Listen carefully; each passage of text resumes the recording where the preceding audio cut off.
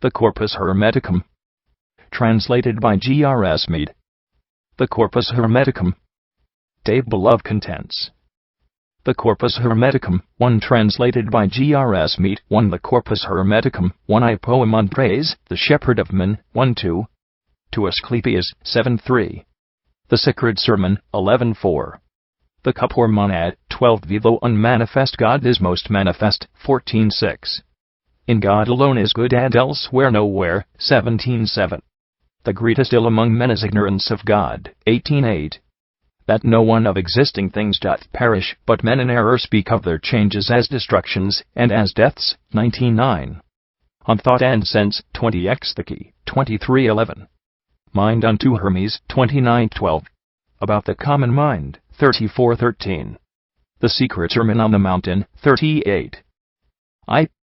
The Corpus Hermeticum. Translated by G.R.S. Mead. This page copyright 2001 Black Mask Online. http www.blackmask.com. I Poem on Praise, the Shepherd of Men, 2. To Asclepius, 3. The Sacred Sermon, 4. The Cup or Monad, v. Though unmanifest God is most manifest, 6. In God alone is good and elsewhere nowhere, 7. The greatest ill among men is ignorance of God, 8. That no one of existing things doth perish, but men in error speak of their changes as destructions, and as deaths, 9. On Thought and Sense, Exthache, 11. Mind unto Hermes, 12. About the Common Mind, 13. The Secret Sermon on the Mountain. The Corpus Hermeticum. The Corpus Hermeticum are the core documents of the Hermetic tradition. Dating from early in the Christian era, they were mistakenly dated to a much earlier period by church officials and everyone else up until the 15th century. Because of this, they were allowed to survive and be seen as an early precursor to what was to be Christianity. We know today that they were, in fact, from the early Christian era, and came out of the turbulent religious seas of Hellenic Egypt. These are all taken from Mead's translations, which are in the public domain at this point. I Poem on Praise, the Shepherd of Men. 1.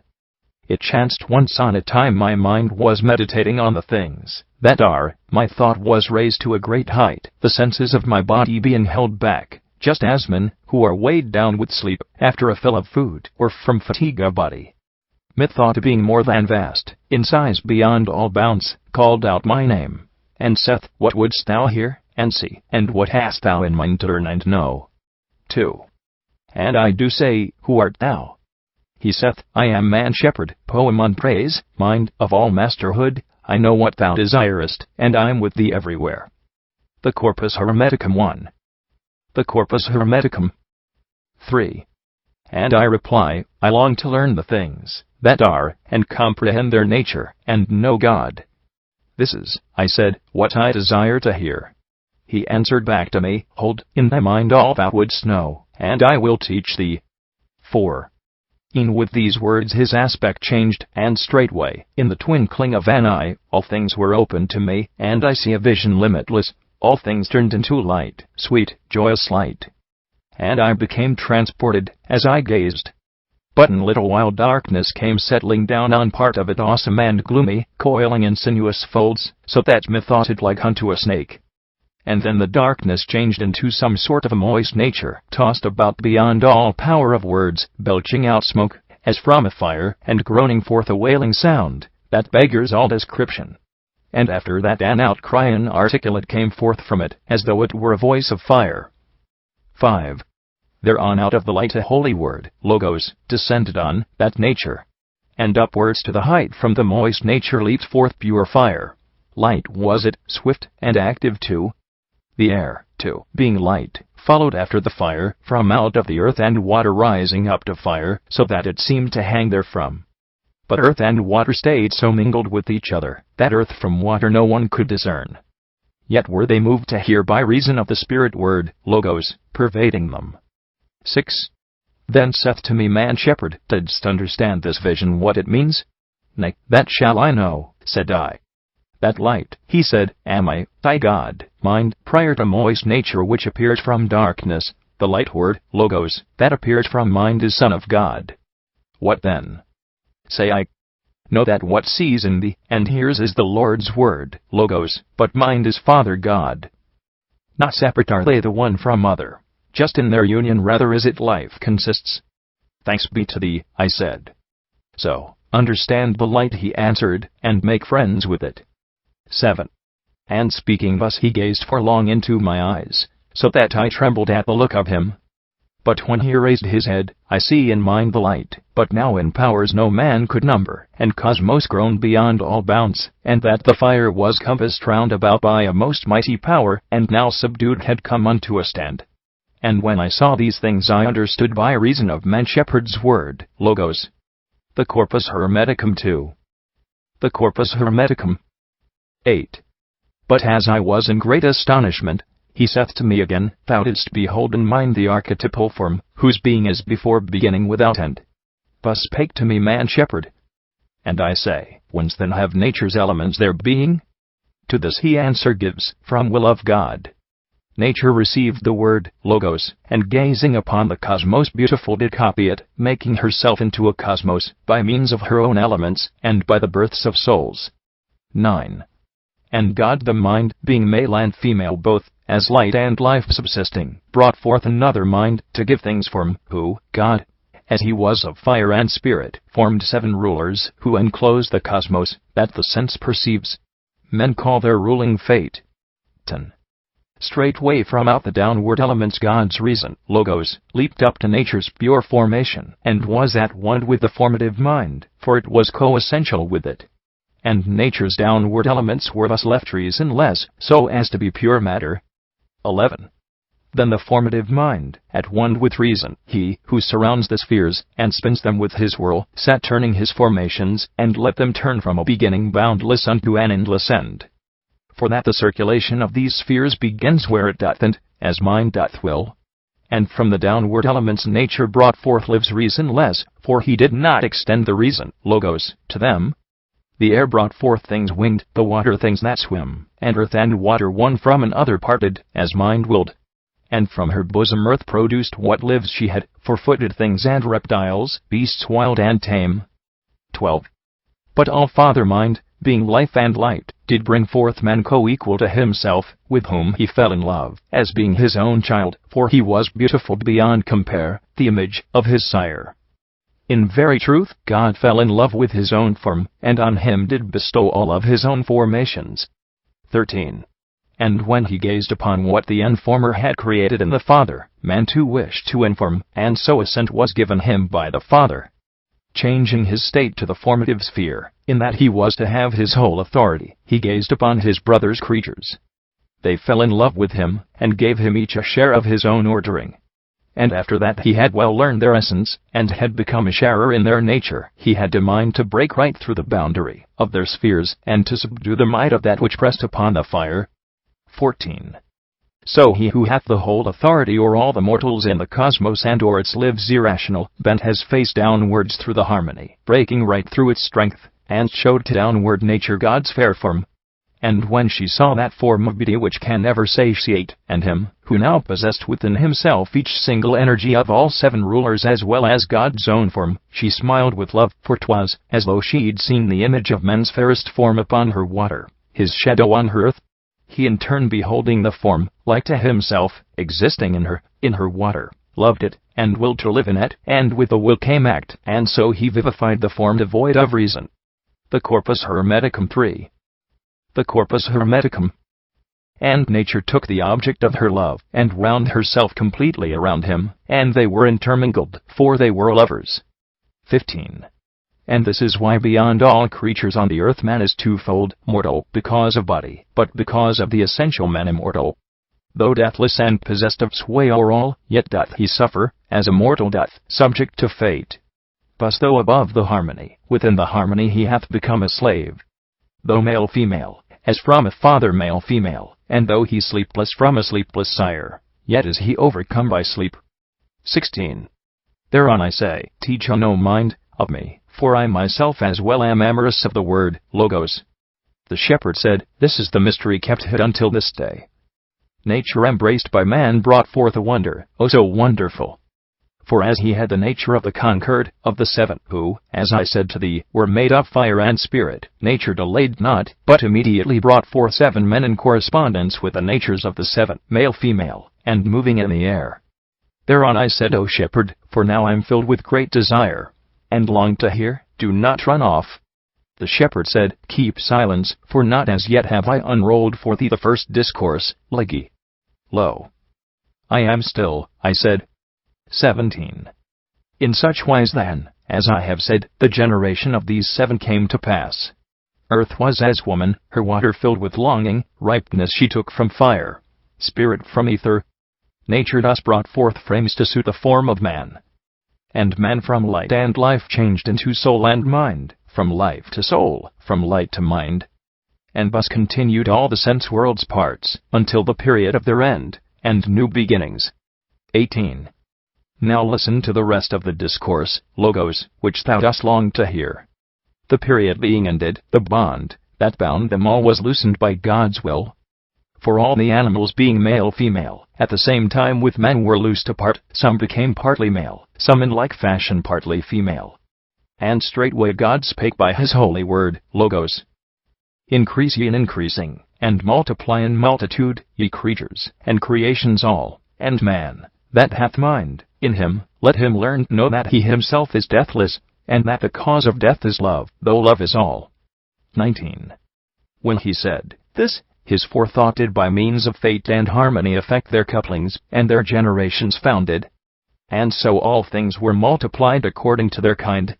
And he who thus hath learned to know himself, hath reached that good which doth transcend abundance, but he, who through a love, that leads astray, expends his love upon his body, he stays in darkness wandering, and suffering through his senses things of death. The Corpus Hermeticum 4. The Corpus Hermeticum. 20. What is the so great fault, said I, the ignorant commit, that they should be deprived of deathlessness? Thou seemest, he said, O thou, not to have given heed to what thou heardest. Did I not bid thee think? Yea, do I think, and I remember, and therefore give thee thanks.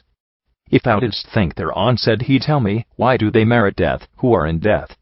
It is because the gloomy darkness is the root and base of the material frame. From it came the moist nature, from this the body in the sense world was composed, and from this body death doth the water drain. 21. Right was thy thought, O thou. But how doth he who knows himself, go unto him as God's word, Logos, hath declared? And I reply, the Father of the universals doth consist of light and life, from him man was born. Thou sayest well, thus speaking. Light and life is Father God, and from him man was born. If then thou learnest that thou art thyself of life and light, and that thou happenest to be out of them, thou shalt return again to life. Thus did man shepherd speak. But tell me further, mind of me, I cried, how shall I come to life again? For God doth say, the man, who hath mind, in him, let him learn to know that he himself is deathless. 22. Have not all men in mind? Thou sayest well, O thou, thus speaking. I, mind, myself am present with holy men, and good, the pure and merciful, men who live piously. To such my presence doth become an aid, and straightway the gain gnosis of all things, and win the Father's love by their pure lives, and give him thanks, invoking on him blessings, and chanting hymns, intent on him, with ardent love. And ere they give up the body unto its proper death, they turn them with disgust from its sensations, from knowledge of what things they operate. Nay, it is I, the mind, that will not let the operations which befall the body work to their natural end. For being doorkeeper, I'll close up all the entrances, and cut the mental actions off which base and evil energies induce. 23. But to the mindless ones, the wicked and depraved, the envious and covetous, and those whom you are due, and love impiety, I am far off, yielding my place to the avenging daimon, who sharpening the fire, tormenteth him and addeth fire to fire upon him, and rusheth upon him through his senses, thus rendering him readier for transgressions of the law, so that he meets with greater torment, nor doth he ever cease to have desire for appetites inordinate, insatiately striving in the dark. 24. Well hast thou taught me all, as I desired, O mind. And now, pray, tell me further of the nature of the way above, as now it is for me. To this man shepherd said, when the material body is to be dissolved, First thou surrenderest the body by itself unto the work of change, and thus the form thou hast doth vanish, and thou surrenderest thy way of life, void of its energy, unto the daimon.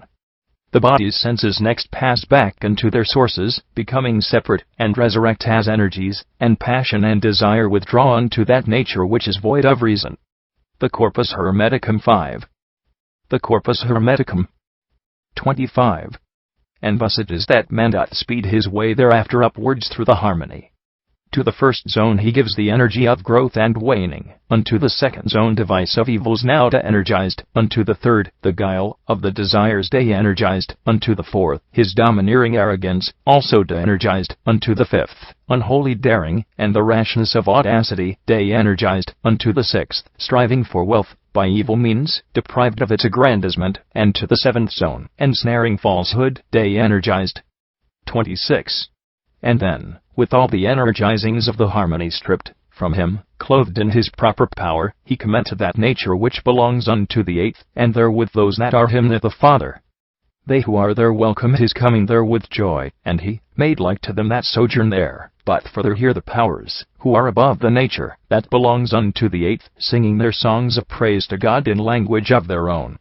And then they, in a band, go to the Father home. Of their own selves they make surrender of themselves to powers, and thus becoming powers they are in God. This the good end for those who have gained gnosis, to be made one with God.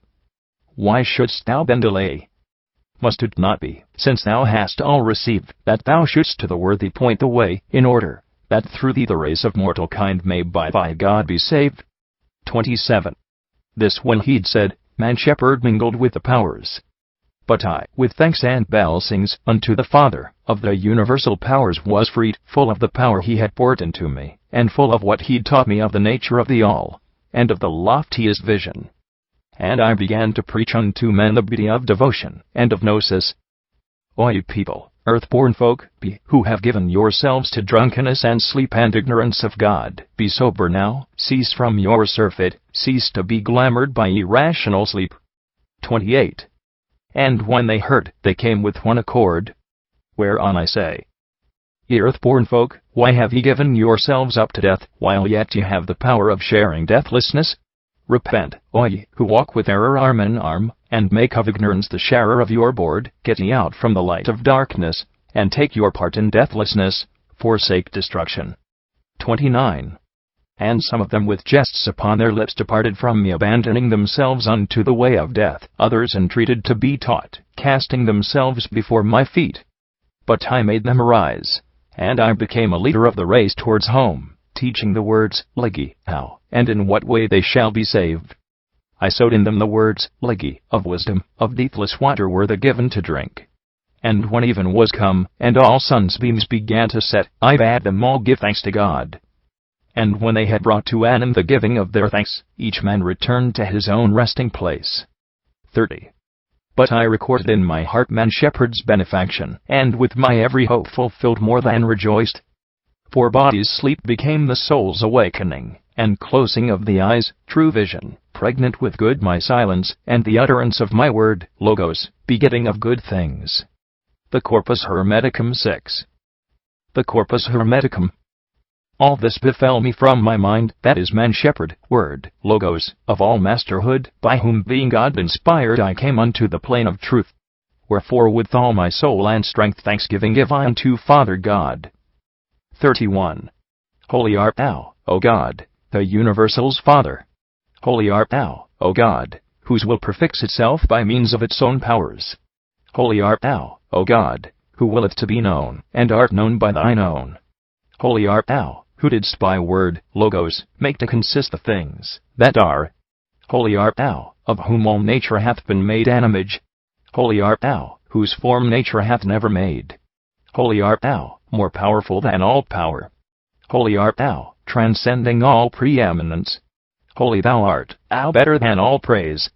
Accept my reason's offerings pure, from soul and heart, for I stretched up to thee, O thou unutterable, unspeakable, whose name naught but the silence can express. 32. Give ear to me who pray that I may ne'er of gnosis fail, gnosis which is our common being's nature, and fill me with thy power, and with this grace of thine, that I may give the light to those in ignorance of the race, my brethren, and thy sons. For this cause I believe, and I bear witness. I go to life and light. Blessed art thou, O Father. Thy man would wholly be as thou art holy, e'en as thou gave him thy full authority to be. 2.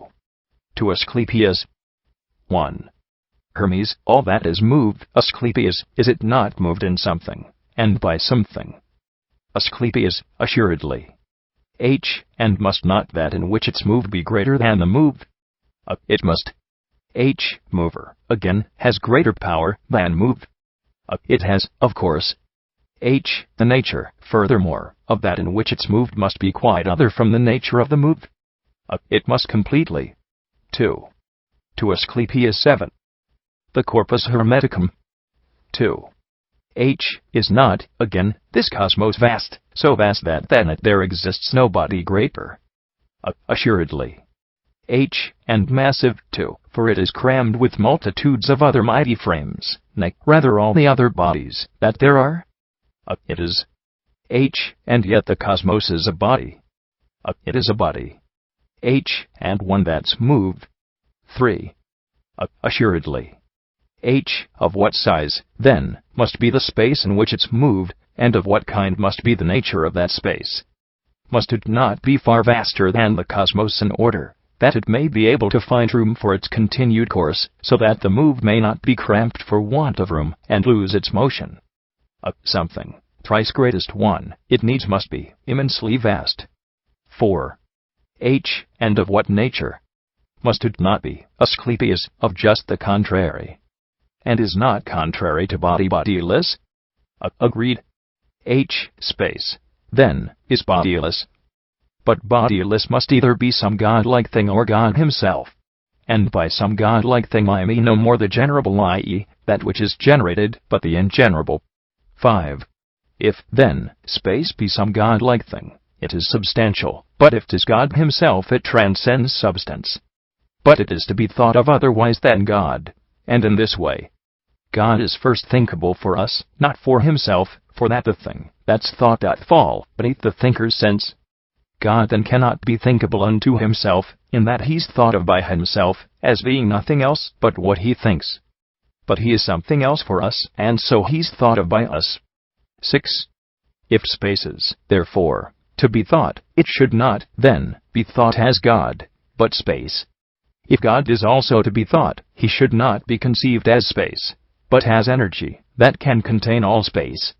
Further, all that is moved not in the moved but in the stable. And that which moves another is of course stationary, for 'tis impossible that it should move with it. How is it, then, that things down here, thrice greatest one, are moved with those that are already moved? For thou hast said the errant spheres were moved by the inerrant one.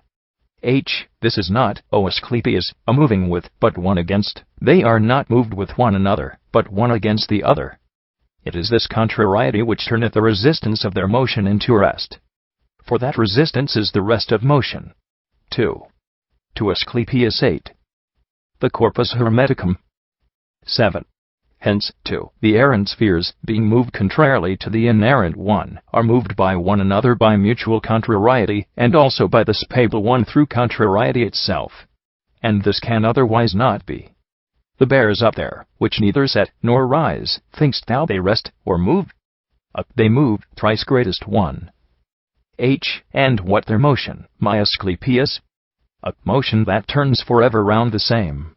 H. But revolution, motion around same, is fixed by rest. For round the same dot stop beyond same. Beyond same then, being stopped, if it be steadied in round same the contrary stands firm, being rendered ever stable by its contrariety. 8. Of this I'll give thee here on earth an instance, which the eye can see. Regard the animals down here, a man, for instance, swimming. The water moves, yet the resistance of his hands and feet give him stability, so that he is not borne along with it, nor sunk thereby. Thou hast, thrice greatest one, adduced a most clear instance. H. All motion, then, is caused in station, and by station. The motion, therefore, of the cosmos, and of every other hillic animal, will not be caused by things exterior to the cosmos, but by things interior outward to the exterior, such things as soul, or spirit, or some such other thing incorporeal. 'Tis not the body that doth move the living thing in it, nay, not even the whole body of the universal lesser body e'en, though there be no life in it. 9. What meanest thou by this, thrice greatest one? Is it not bodies, then, that move the stock and stone, and all the other things inanimate? H. By no means, O Asclepius. The something in the body, that which moves the thing inanimate, this surely is not a body, for that it moves the two of them, both body of the lifter, and the lifted. So that a thing that's lifeless will not move a lifeless thing. That which doth move another thing is animate, in that it is the mover. Thou seest, then, how heavy laden is the soul, for it alone doth lift two bodies. That things, moreover, moved are moved in something as well as moved by something is clear. 10. Yea, O thrice greatest one, things moved must needs be moved in something void. H. Thou sayest well, O my Asclepius. For naught of things that are is void. Alone thee is not is void and stranger to subsistence. For that which is subsistent can never change to void. Are there, then, O thrice greatest one, no such things, as an empty cask, for instance, and an empty jar, a cup, and vat, and other things like unto them? H. Alack, Asclepius, for thy far wandering from the truth. Think thou that things most full and most replete are void. 2. To Asclepius 9. The Corpus Hermeticum. 11. How meanest thou, thrice greatest one? H. Is not air body? It is. H. And doth this body not pervade all things, and so, pervading, fill them? And body doth body not consist from blending of the four? Full, then, of there are all thou callest void, and if of there, then of the four. Further, of this the converse follows, that all thou callest full are void, of there, for that they have their space filled out with other bodies, and, therefore, are not able to receive the air therein. These, then, which thou dost say are void, they should be hollow named, not void, for they not only are, but they are full of air and spirit. 12. Thy argument, Logos, thrice greatest one, is not to be gainsaid, air is a body. Further, it is this body which doth pervade all things, and so, pervading, fill them. What are we, then, to call that space in which the all doth move? H. The bodiless, Asclepius. What, then, is bodiless? H. 'Tis mind and reason, Logos, whole out of whole, all self-embracing, free from all body, from all error-free, unsensible to body and untouchable, self-stayed in self, containing all, preserving those that are, whose rays, to use a likeness, are good, truth, light beyond light, the archetype of soul. What, then, is God? 13. H. Not any one of these is he, for he it is that causeth them to be, both all, and each, and everything of all that are. Nor hath he left a thing beside that is not, but they are all from things that are, and not from things that are not. For that the things that are not have naturally no power of being anything, but naturally have the power of the inability to be. And, conversely, the things that are have not the nature of sometime not being. 14. What sayest thou ever, then, God is? H. God, therefore, is not mind, but cause, that the mind is. God is not spirit, but cause, that spirit is. God is not light, but cause, that the light is. Hence one should honor God with these two names, the good and Father names, which pertain to him alone, and no one else. For no one of the other so-called gods, no one of men, or daemons, can be in any measure good, but God alone, and he is good alone, and nothing else. The rest of things are separable all from the good's nature, for all the rest are soul and body, which have no place, that can contain the good. 15. For that as mighty is the greatness of the good as is the being of all things, that are, both bodies and things bodiless, things sensible and intelligible things. Call thou not, therefore, aught else good, for thou wouldst to me as be, nor anything at all at any time call God but good alone, for so thou wouldst again be impious. 16. Though, then, the good is spoken of by all, it is not understood by all, what thing it is. Not only, then, is God not understood by all, but both unto the gods, and some of the men they out of ignorance do give the name of good, though they can never either be, or become good. For they are very different from God, while 2. To Asclepius 10. The Corpus Hermeticum.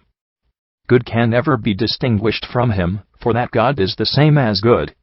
The rest of the immortal ones are none the less honored with the name of God, and spoken of as gods, but God is good not out of courtesy, but out of nature.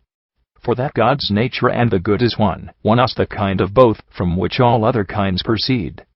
The good is he who gives all things, and naught receives. God, then, but give all things and receive naught. God, then, is good, and good is God. 17. The other name of God is Father, again because he is the that which maketh all. The part of Father is to make.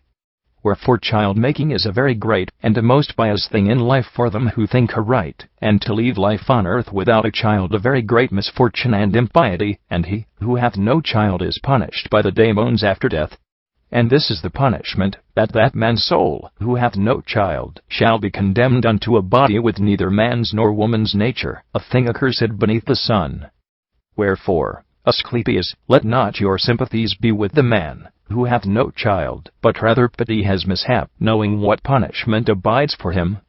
Let all that has been said then be to thee, Asclepius, an introduction to the gnosis of the nature of all things. 3. The Sacred Sermon. 1. The glory of all things is God, Godhead, and godly nature. Source of the things that are is God, who is both mind and nature, yea matter, the wisdom that reveals all things. Source to his Godhead, yea nature, energy, necessity, and end, and making new again. Darkness that knew no bounds was in abyss, and water too and subtle breath intelligent, these were by power of God in chaos. Then holy light arose, and there collected neath dry space, from out moist essence elements, and all the gods do separate things out from fecund nature. 2. All things being undefined, and yet unwrought, the light things were assigned unto the height. The heavy ones had their foundations laid down underneath the moist part of dry space, the universal things being bounded off by fire, and hanged in breath, to keep them up. And heaven was seen in 7 circles. Its gods were visible in forms of stars with all their signs, while nature had her members made articulate together with the gods, in her. And heaven's periphery revolved in cyclic course, borne on by breath of God. 3. And every god by his own proper power brought forth what was appointed him. Thus there arose 4-footed beasts, and creeping things, and those that in the water dwell, and things with wings, and everything that beareth seed, and grass, and shoot of every flower, all having in themselves seed of again becoming. 3. The Sacred Sermon 11. The Corpus Hermeticum. And they selected out the births of men for gnosis of the works of God and attestation of the energy of nature, the multitude of men for lordship over all beneath the heaven and gnosis of its blessings, that they might increase in increasing, and multiply in multitude, and every soul enfleshed by revolution of the cyclic gods, for observation of the marvels of heaven and heaven's God's revolution, and of the works of God and energy of nature, for tokens of its blessings. For gnosis of the power of God, that they might know the fates that follow good and evil deeds, and learn the cunning work of all good arts. 4. Thus there begins their living and their growing wise, according to the fate appointed by the revolution of the cyclic gods, and their deceasing for this end. And there shall be memorials mighty of their handiworks upon the earth, leaving dim trace behind when cycles are renewed. For every birth of flesh and soul, and of the fruit of seed, and every handiwork, though it decay, shall of necessity renew itself, both by the renovation of the gods, and by the turning round of nature's rhythmic wheel. For that whereas the Godhead is nature's ever making new again the cosmic mixture, nature herself is also co-established in that Godhead. 4. The cup or monad. 1. Hermes, with reason, logos, not with hands, did the world maker make the universal world, so that thou shouldst think of him as everywhere, and ever being, the author of all things, and one and only, who by his will all beings hath created. This body of him is a thing no man can touch, or see, or measure, a body inextensible, like to no other frame. 'Tis neither fire nor water, air nor breath, yet all of them come from it. Now being good he willed to consecrate this body to himself alone, and set its earth in order, and adorn it. 2. So down to earth he sent the cosmos, of this frame divine, man, a life that cannot die, and yet a life that dies. And o'er all other lives and over cosmos too did man excel by reason of the reason, logos, and the mind. For contemplator of God's works did man become, he marveled, and did strive to know their author. 3. Reason, logos, indeed, otat, among all men hath he distributed, but mind not yet, not that he grudgeth any, for grudging cometh not from him, but hath its place, below, within the souls of men, who have no mind. Tat, why then did God, O Father, not on all bestow a share of mind? He willed, my Son, to have it set up in the midst for souls, just as it were a prize. 4. And where hath he set it up?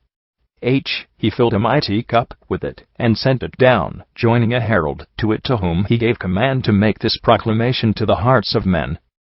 Baptize thyself with this cup's baptism. What heart can do so? Thou that hast faith, thou canst ascend to him that hath sent down the cup, thou that dost know for what thou didst come into being. 4. The cup or monad 12. The Corpus Hermeticum. As many then as understood the herald's tidings, and doused themselves in mind, became partakers in the gnosis, and when they had received the mind they were made perfect men.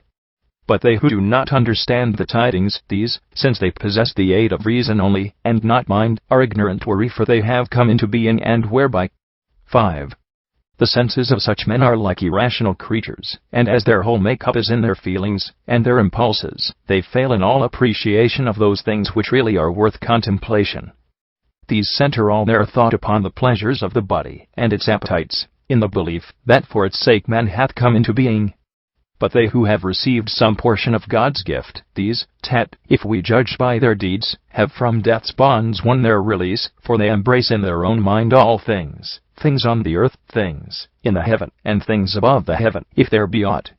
And having raised themselves so far they sight the good, and having sighted it, they look upon their sojourn here as a mischance, and in disdain of all, both things in body, and the bodiless, they speed their way unto that one and only one. 6. This is, the gnosis of the mind, vision of things divine. God knowledges it, for the cup is God's. Father, I, too, would be baptized. Unless thou first shall hate thy body, Son, thou canst not love thyself. But if thou lovest thyself thou shalt have mind, and having mind thou shalt share in the gnosis. Father, what dost thou mean? It is not possible, my Son, to give thyself to both, I mean to things that perish, and to things divine. For seeing that existing things are twain, body and bodiless, in which the perishing and the divine are understood, the man, who hath the will to choose, is left the choice of one or the other, for it can never be the twain should meet. And in those souls to whom the choice is left, the waning of the one causes the other's growth to show itself. 7. Now the choosing of the better not only proves a lot most fair for him who makes the choice, seeing it makes the man a god, but also shows his piety to God.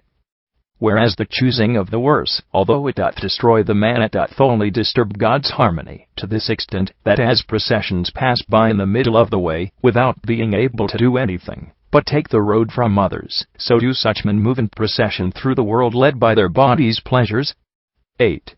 This being so, what comes from God hath been, and will be ours, but that which is dependent on ourselves, let this press onward, and have no delay, for 'tis not God, 'tis we, who are the cause of evil things, preferring them to good. Thou seest, Son, how many are the bodies through which we have to pass, how many are the choirs of daemons, how vast the system of the star courses through which our path doth lead to hasten to the one and only God. For to the good there is no other shore, it hath no bounds, it is without end, and for itself it is without beginning, too, though unto us it seemeth to have one, the gnosis. 9. Therefore to it gnosis is no beginning, rather is it that gnosis doth afford to us the first beginning of its being known. 4. The cup or monad 13. The Corpus Hermeticum. Let us lay hold, therefore, of the beginning, and quickly speed through all we have to pass. "'Tis very hard to leave the things we have grown used to, which meet our gaze on every side, and turn ourselves back to the old path. Appearances delight us, whereas things which appear not make their believing hard. Now evils are the more apparent things, whereas the good can never show itself unto the eyes, for it hath neither form nor figure.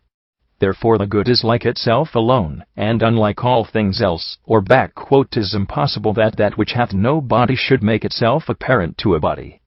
10. The like superiority to the unlike, and the unlike's inferiority unto the like consists in this: the oneness being source and root of all, is in all things as root and source. Without this source is naught, whereas the source itself is from naught but itself, since it is source of all the rest.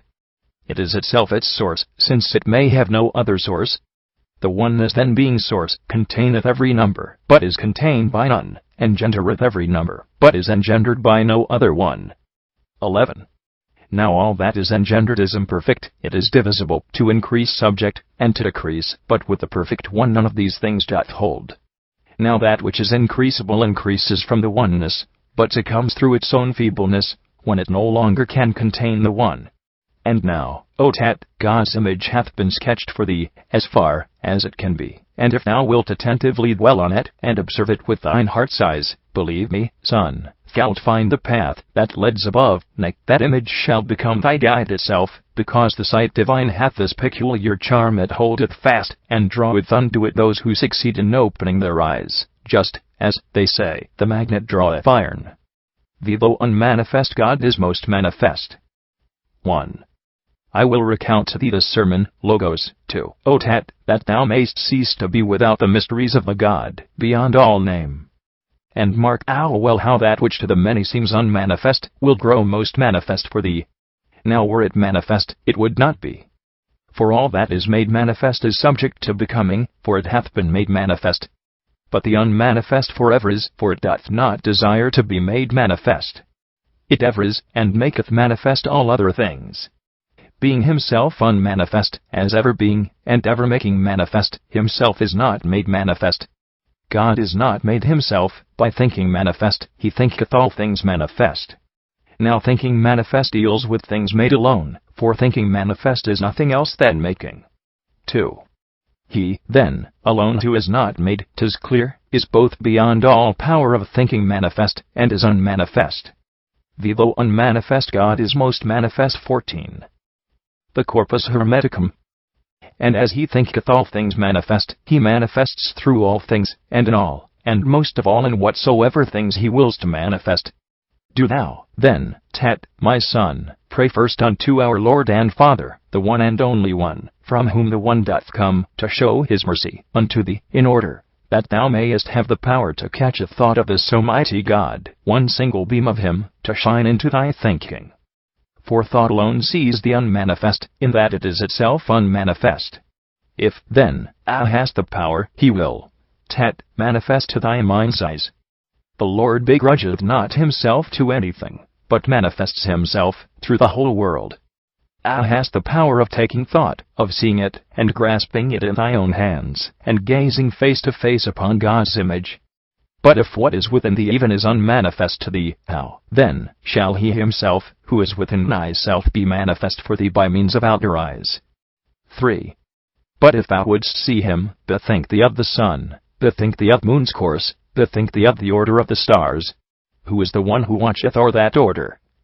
For every order hath its boundaries marked out by place and number. The sun's the greatest god of gods in heaven, to whom all of the heavenly gods give place, as unto king and master. And he, this so great one, he greater than the earth and sea, endures to have above him circling smaller stars than him. Out of respect to whom, or out of fear of whom, my son, doth he do this? Nor like nor equal is the course each of these stars describes in heaven. Who then is he who marketh out the manner of their course, and its extent? 4. The bear up there that turneth round itself, and carries round the whole cosmos with it, who is the owner of this instrument? Who he who hath set round the sea its bounds? Who he who hath set on its seat the earth? 4. Tat, there is someone who is the maker, and the Lord, of all these things. It count not be that number, place, and measure could be kept without someone to make them. no order whatsoever could be made by that which lacketh place and lacketh measure, nay, even this is not without a Lord, my son. For if the orderless lacks something, in that it is not Lord of order's path, it also is beneath the Lord, the one, who hath not yet ordained it order. 5. Would that it were possible for thee to get thee wings, and soar into the air, and, poised midway tween earth and heaven, behold the earth's solidity, the sea's fluidity, the flowings of its streams, the spaciousness of their fire swiftness, and the coursing of the stars, the swiftness of heaven's circuit round them all. Most blessed sight were it, my son, to see all these beneath one's way, the motionless in motion, and the unmanifest made manifest, whereby is made this order of the cosmos, and the cosmos which we see of order. 6. If thou wouldst see him too through things that suffer death, both on the earth and in the deep, think of a man's being fashioned in the womb, my son, and strictly scrutinize the art of him who fashions him, and learn who fashioneth this fair and godly image of the man.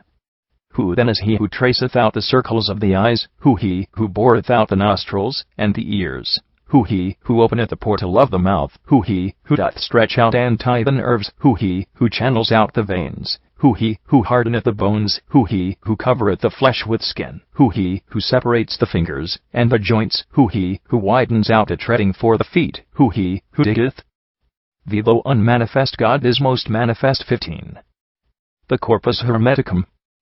Out the ducts, who he who spreadeth out the spleen, who he who shapeth heart like to a pyramid, who he who setteth ribs together, who he who wideneth the liver out, who he who maketh lungs like to a sponge, who he who maketh belly stretch so much, who he who doth make prominent the parts most honorable, so that they may be seen, while hiding out of sight those of least honor. 7. Behold how many arts employed on one material, how many labors on one single sketch, and all exceeding fair, and all in perfect measure, yet all diversified. Who made them all? What mother, or what sire, save God alone, unmanifest, who hath made all things by his will? 8. And no one saith a statue or a picture comes to be without a sculptor, or without a painter, but then such workmanship as this exist without worker. What depth of blindness! What deep impiety, what depth of ignorance! See, then thou ne'er, son Tat, deprivest works of worker. Nay, rather is he greater than all names, so great is he, the Father of them all. For verily he is the only one, and this is his work, to be a Father. 9. So, if thou forcest me somewhat too bold to speak, his being is conceiving of all things, and making them. And as without its maker it is impossible that anything should be, so ever is he not unless he ever makes all things, in heaven, in air, in earth, in deep, in all of cosmos, in every part, that is, and that is not of everything. For there is naught in all the world that is not he. He is himself, both things that are and things that are not. The things that are he hath made manifest, he keepeth things that are not in himself. 10. He is the God beyond all name. He the unmanifest, he the most manifest, he whom the mind alone can contemplate, he visible to the eyes, as well he is the one of nobody, the one of many bodies, nay, rather he, of everybody. Naught is there which he is not. For all are he and he is all. And for this cause hath he all names, in that they are one Father's. And for this cause hath he himself no nome, in that he's Father of them all. Who, then, may sing the praise of thee, or praise to thee? Whither, again, am I to turn my eyes, to sing thy praise, above, below, within, without? There is no way, no place is there about thee, nor any other thing of things that are. All are thee, all are from thee, O thou, who givest all and takest naught, for thou hast all, and naught is there thou hast not. 11. And when, O Father, shall I hymn thee? For none can seize thy hour or time. For what, again, shall I sing him? For things that thou hast made, or things thou hast not? For things thou hast made manifest, or things thou hast concealed? How, further, shall I hymn thee? As being of myself, as having something of mine own, as being other. For that thou art whatever I may be, thou art whatever I may do, thou art whatever I may speak. Thee though unmanifest God is most manifest. 16. The Corpus Hermeticum. For thou art all, and there is nothing else which thou art not. Thou art all that which doth exist, and thou art what doth not exist, mind, when thou thinkest, and Father, when thou makest, and God, when thou dost energize, and good and maker of all things. For that the subtler part of matter is the air, of air the soul, of soul the mind, and of mind God. 6. In God alone is good, and elsewhere nowhere. 1. Good, O Asclepius, is in none else save in God alone, nay, rather, good is God himself eternally. If it be so, good must be essence, from every kind of motion, and becoming free, though naught is free from it, possessed of stable energy around itself, never too little, nor too much, an ever full supply. Though one, yet is its source of all, for what supplieth all is good. When I, moreover, say supplieth altogether all, it is forever good. But this belongs to no one else save God alone. For he stands not in need of anything, so that desiring it he should be bad, nor can a single thing of things that are be lost to him, on losing which he should be pained, for pain is part of bad. Nor is there aught superior to him, that he should be subdued by it, nor any peer to him, to do him wrong, or so that he should fall in love on its account, nor aught that gives no ear to him, whereat he should grow angry, nor wiser aught for him to envy. 2. Now as all these are non-existent in his being, what is there left but good alone? For just as naught of bad is to be found in such transcendent being, so too in no one of the rest will good be found. For in them are all of the other things, both in the little and the great, both in each severally, and in this living one, that's greater than them all, and the mightiest of them. For things subject to birth abound in passions, birth in itself being passible. But where there's passion, nowhere's there good, and where is good, nowhere a single passion.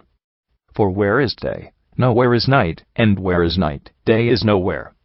Wherefore in Genesis the good can never be, but only be in the ungenerate.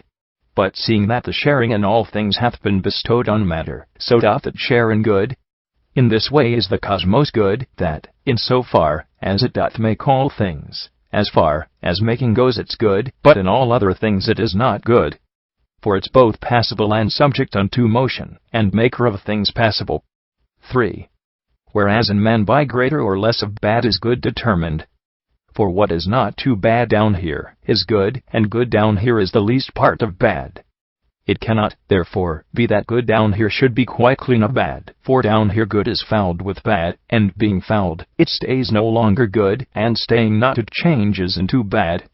In God alone is, therefore, good, or rather good is God himself. 6. In God alone is good, and elsewhere nowhere. 17. The Corpus Hermeticum. So then, Asclepius, the name alone of good is found in men, the thing itself nowhere in them, for this can never be. For no material body doth contain it, a thing bound on all sides by bad, by labors, pains, desires, and passions, by error, and by foolish thoughts. And greatest ill of all, Asclepius, is that each of these things, that have been said above, is thought down here to be the greatest good. And what is still an even greater ill, is belly lust, the error that doth lead the band of all the other ills, the thing that makes us turn down here from good. 4. And I, for my part, give thanks to God, that he hath cast it in my mind about the gnosis of the good, that it can never be it should be in the world. For that the world is fullness of the bad, but God of good, and good of God. The excellencies of the beautiful are round the very essence of the good, nay, they do seem too pure, too unalloyed, perchance 'tis they that are themselves its essences. For one may dare to say, Asclepius, if essence, sooth, he have, God's essence is the beautiful is further also good. There is no good that can be got from objects in the world. For all the things that fall beneath the eye are image things and pictures, as it were, while those that do not meet the eye are the realities, especially the essence of the beautiful and good. Just as the eye cannot see God, so can it not behold the beautiful and good. For that they are integral parts of God, wedded to him alone, inseparate familiars, most beloved, with whom God is himself in love, or they with God. 5. If thou canst God conceive, thou shalt conceive the beautiful and good, transcending light, made lighter than the light by God. That beauty is beyond compare, imitate that good, e'en as God is himself. As, then, thou dost conceive of God, conceive the beautiful and good. For they cannot be joined with thought of other things that live, since they can never be divorced from God. Seek thou for God, thou seekest for the beautiful. One is the path that leadeth unto it, devotion joined with gnosis. 6. And thus it is that they who do not know, and do not tread devotion's path. Do dare to call man beautiful and good, though he have ne'er in his vision seen a wit that's good, but is enveloped with every kind of bad, and thinks the bad is good, and thus doth make unceasing use of it, and even feareth that it should be ta'en from him, so straining every nerve not only to preserve but even to increase it.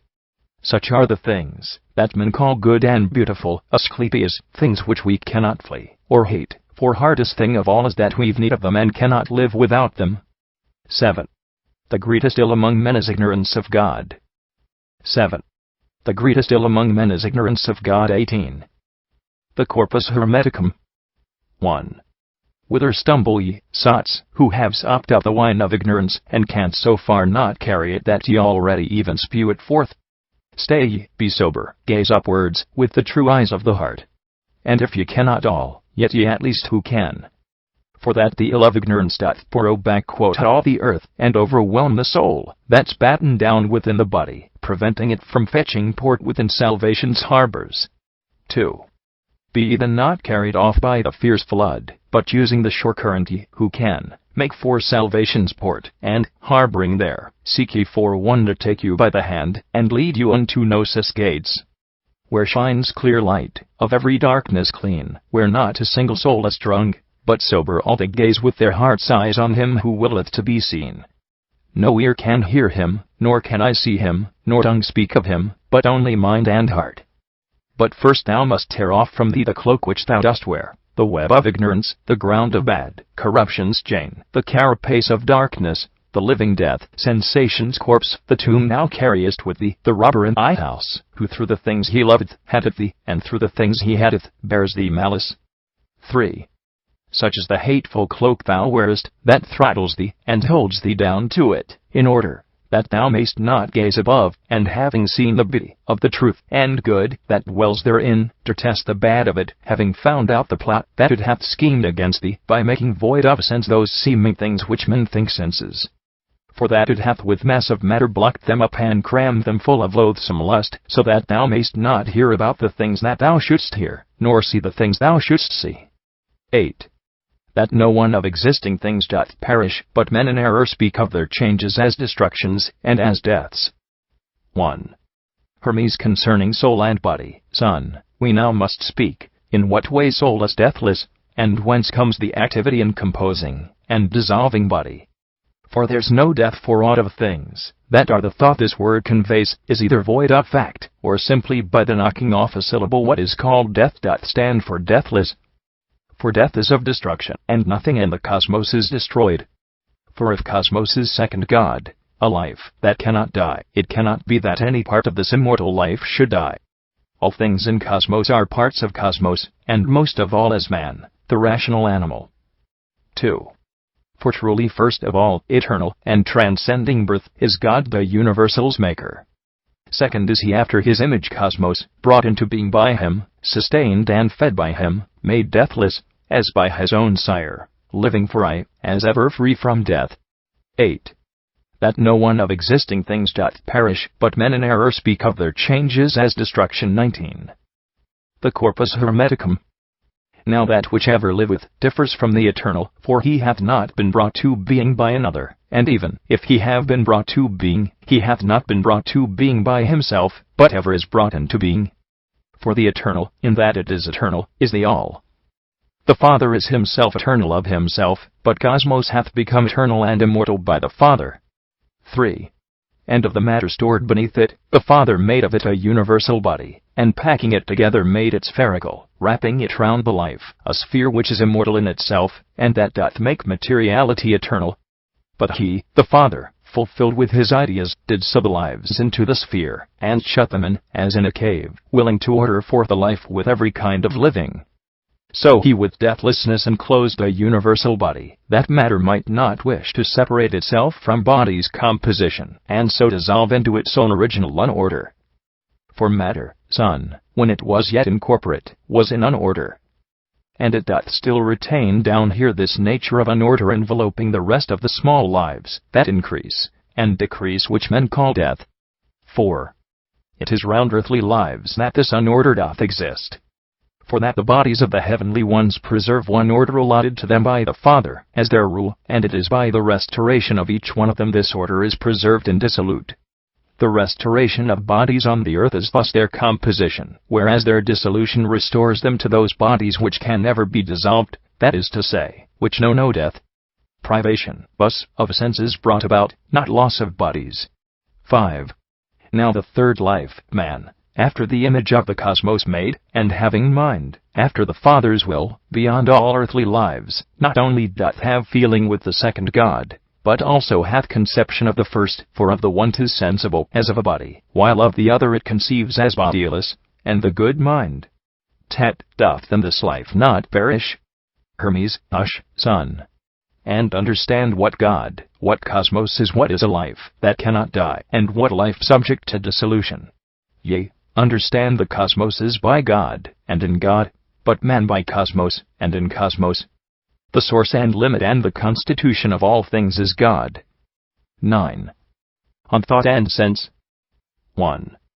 I gave the perfect sermon, Logos, yesterday, Asclepius. Today I think it right, as sequel thereunto, to go through point by point the sermon about sense. Now sense and thought do seem to differ, in that the former has to do with matter, the latter has to do with substance.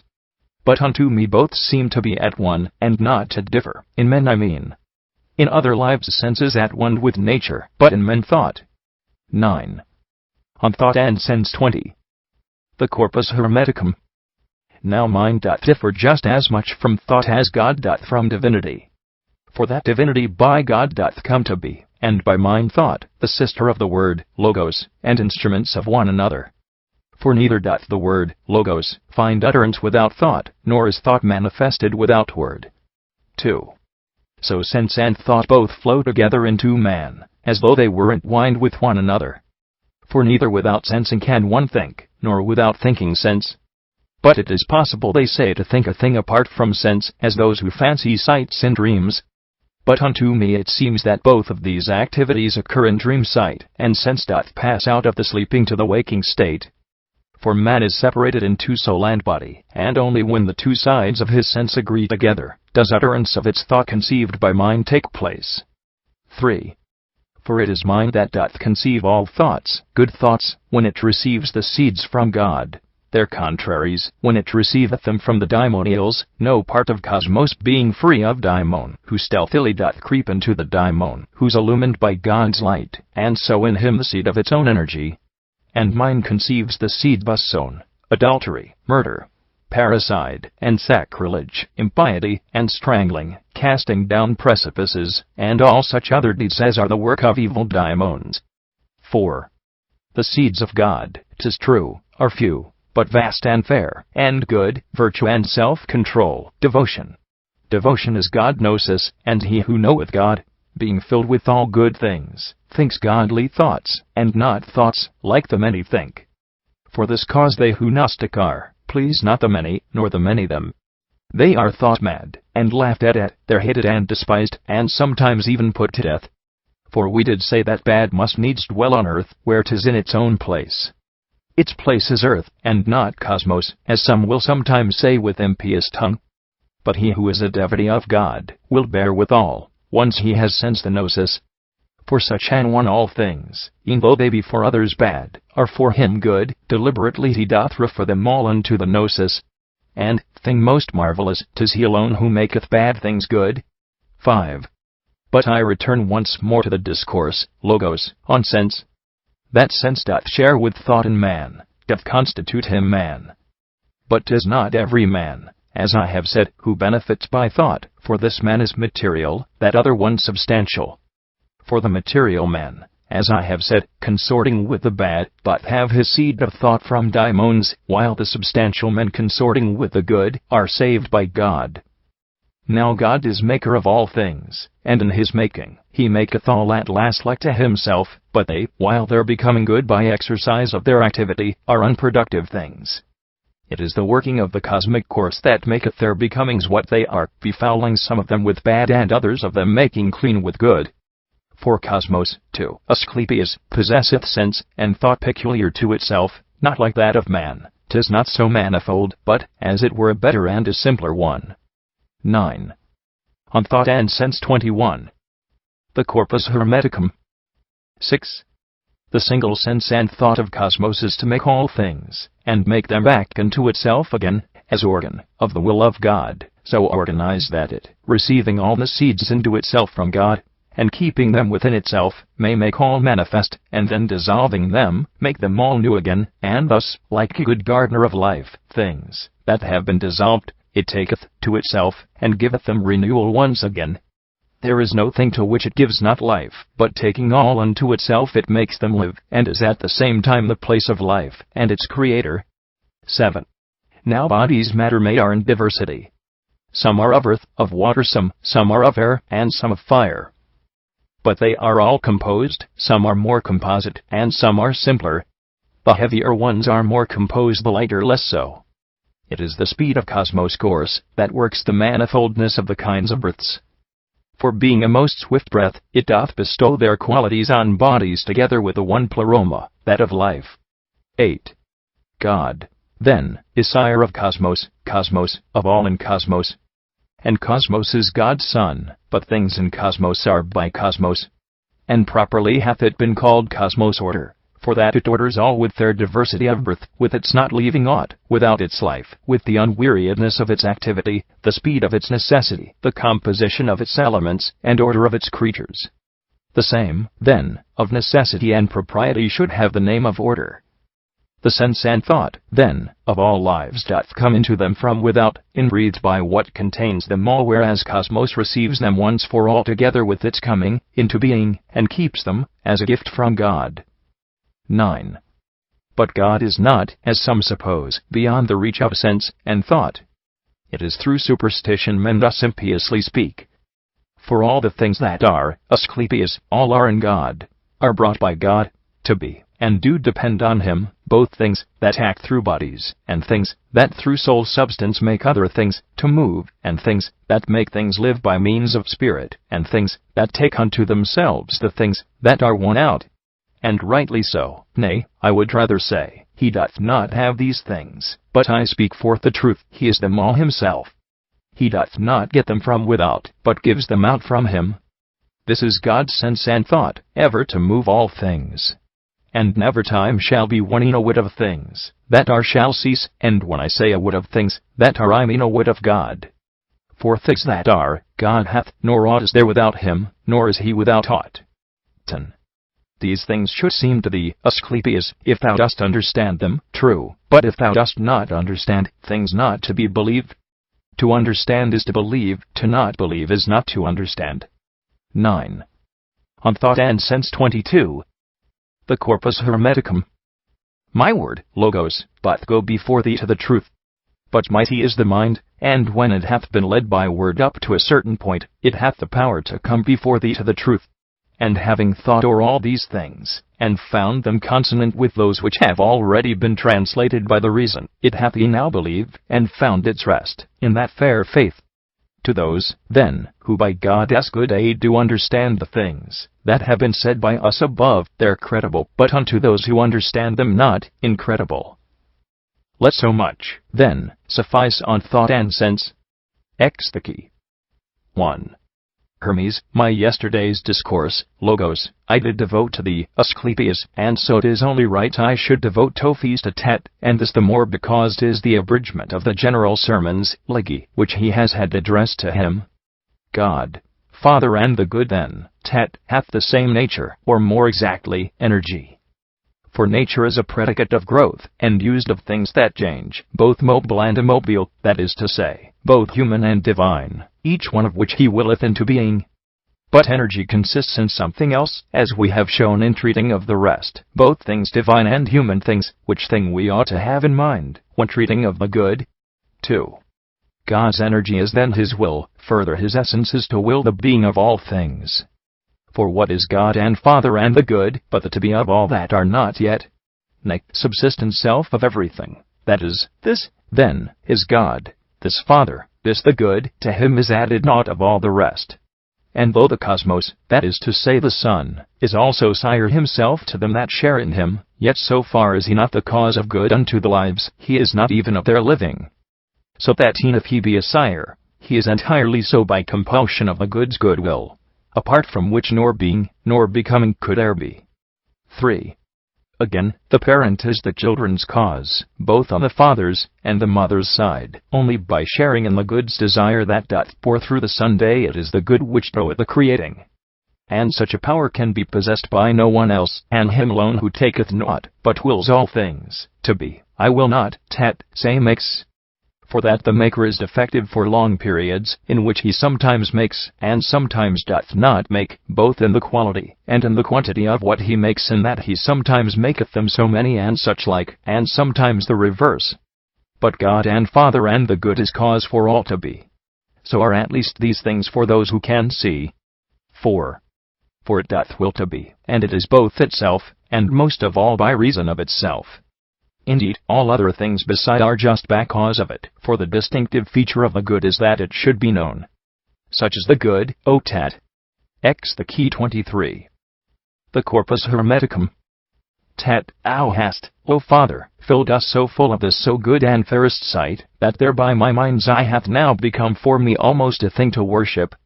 For that the vision of the good doth not, like the sun's beam, fire like blaze on the eyes, and make them close, nay, on the contrary, it shineth forth, and maketh to increase the seeing of the eye, as far as e'er a man hath the capacity to hold the inflow of the radiance, that the mind alone can see. Not only does it come more swiftly down to us, but it does us no harm, and is instinct with all immortal life. 5. They who are able to drink in a somewhat more than others of this sight, ofttimes from out the body fall asleep in this fairest spectacle, as was the case with Uranus and Cronus, our forebears. May this be our lot too, O Father mine. Hermes, yea, may it be, my son. But as it is, we are not yet strung to the vision, and not as yet have we the power our mind's eye to unfold and gaze upon the beauty of the good, beauty that naught can e'er corrupt, or any comprehend. For only then wilt thou upon it gaze, when thou canst say no word concerning it. For gnosis of the good is holy silence, and a giving holiday to every sense. 6. For neither can he who perceiveth it perceive aught else, nor he who gazeth on it gaze on aught else, nor hear aught else, nor stir his body any way. Staying his body's every sense, and every motion he stayeth still. And shining then all round his mond, it shines through his whole soul, and draws it out of body, transforming all of him to essence. For it is possible, my son, that a man's soul should be made like to God, e'en while it still is in a body, if it doth contemplate the beauty of the good. 7. Made like to God. What dost thou, Father, mean? Hermes, of every soul apart are transformations, son. What meanest thou? Apart?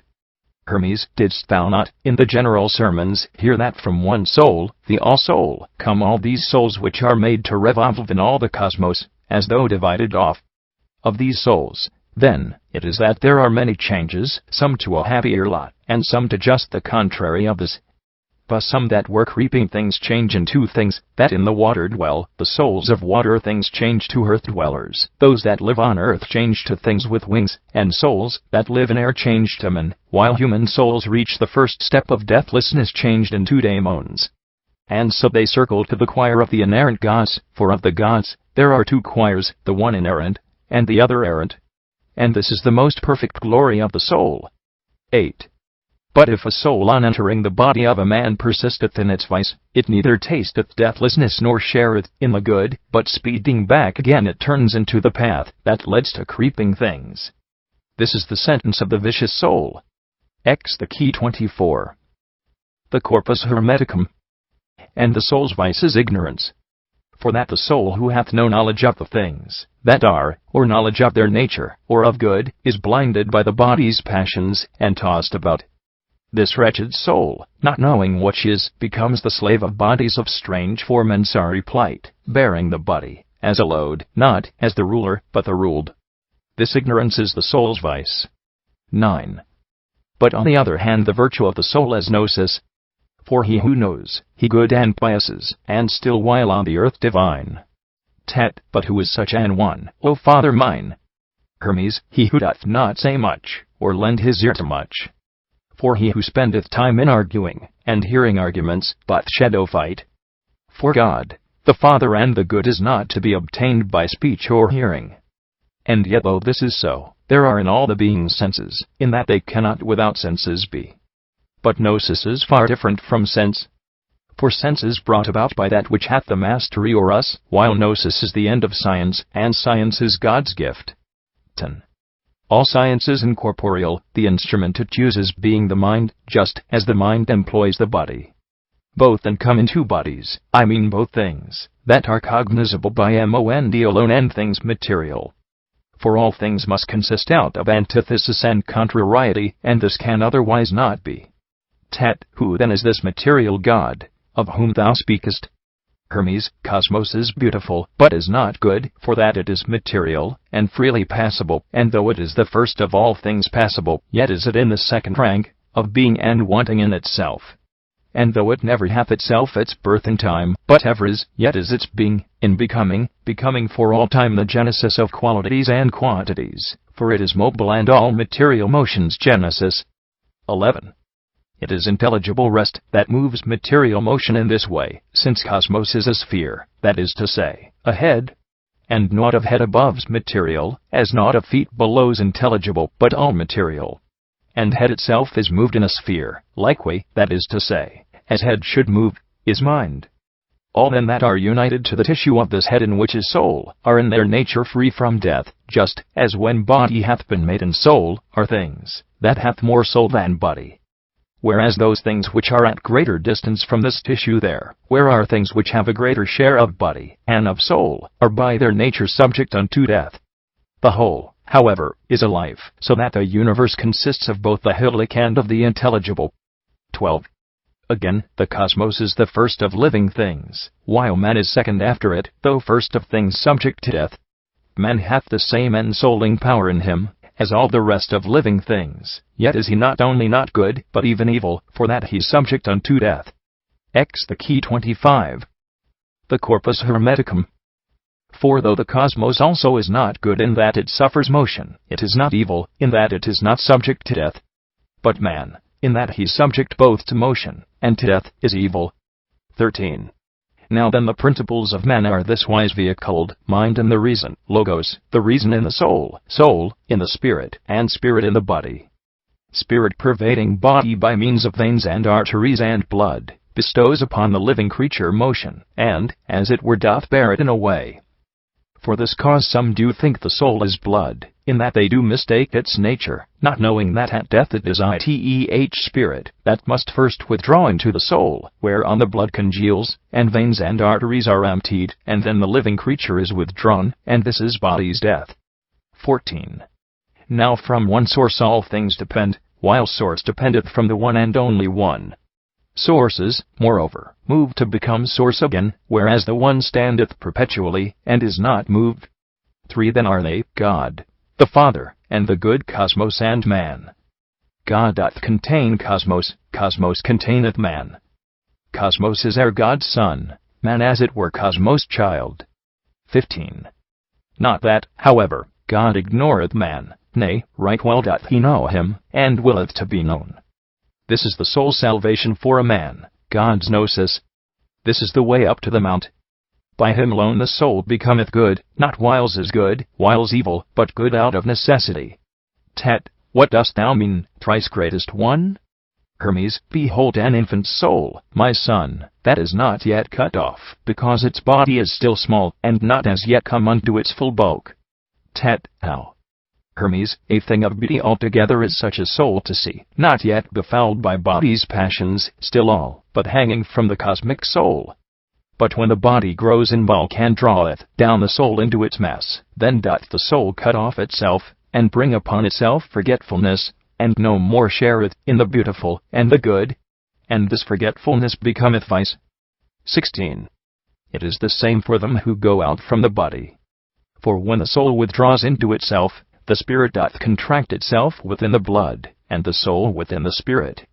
And then the mind, stripped of its wrappings, and naturally divine, taking unto itself a fiery body, doth traverse every space, after abandoning the soul unto its judgment, and whatever chastisement it hath deserved. Tet, what dost thou, Father, mean by this? The mind is parted from soul and soul from spirit? whereas thou saidst the soul was the mind's vesture, and the soul's the spirit. X the key 26. The Corpus Hermeticum. 17. Hermes, the hearer, son, should think with him who speaks, and breathe with him, nay, he should have a hearing subtler than the voice of him who speaks.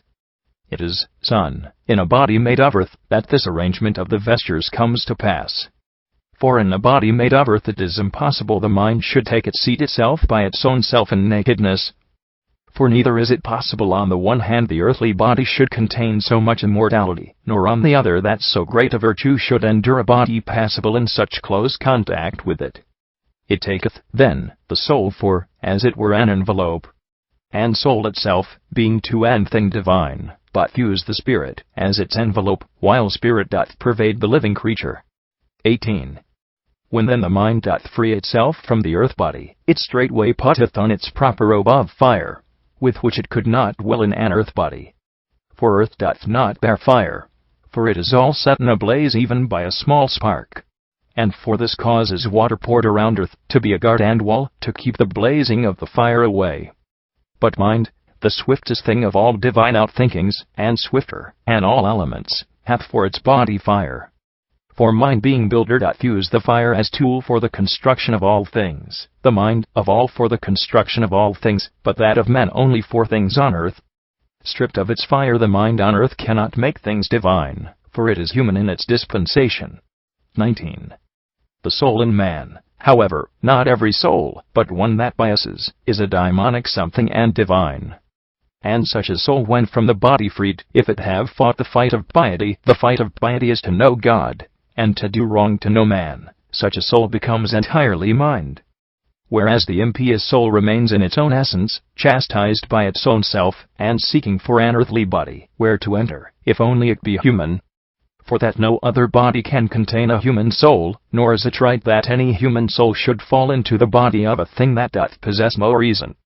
For that the law of God is this, to guard the human soul from such tremendous outrage. 20. Tet, how farther, then, is a man's soul chastised? Hermes, what greater chastisement of any human soul can there be, son, and lack of piety? What fire has so fierce a flame as lack of piety? What ravenous beast so mauls the body as lack of piety the very soul? Dost thou not see what hosts of ills the impious soul doth bear?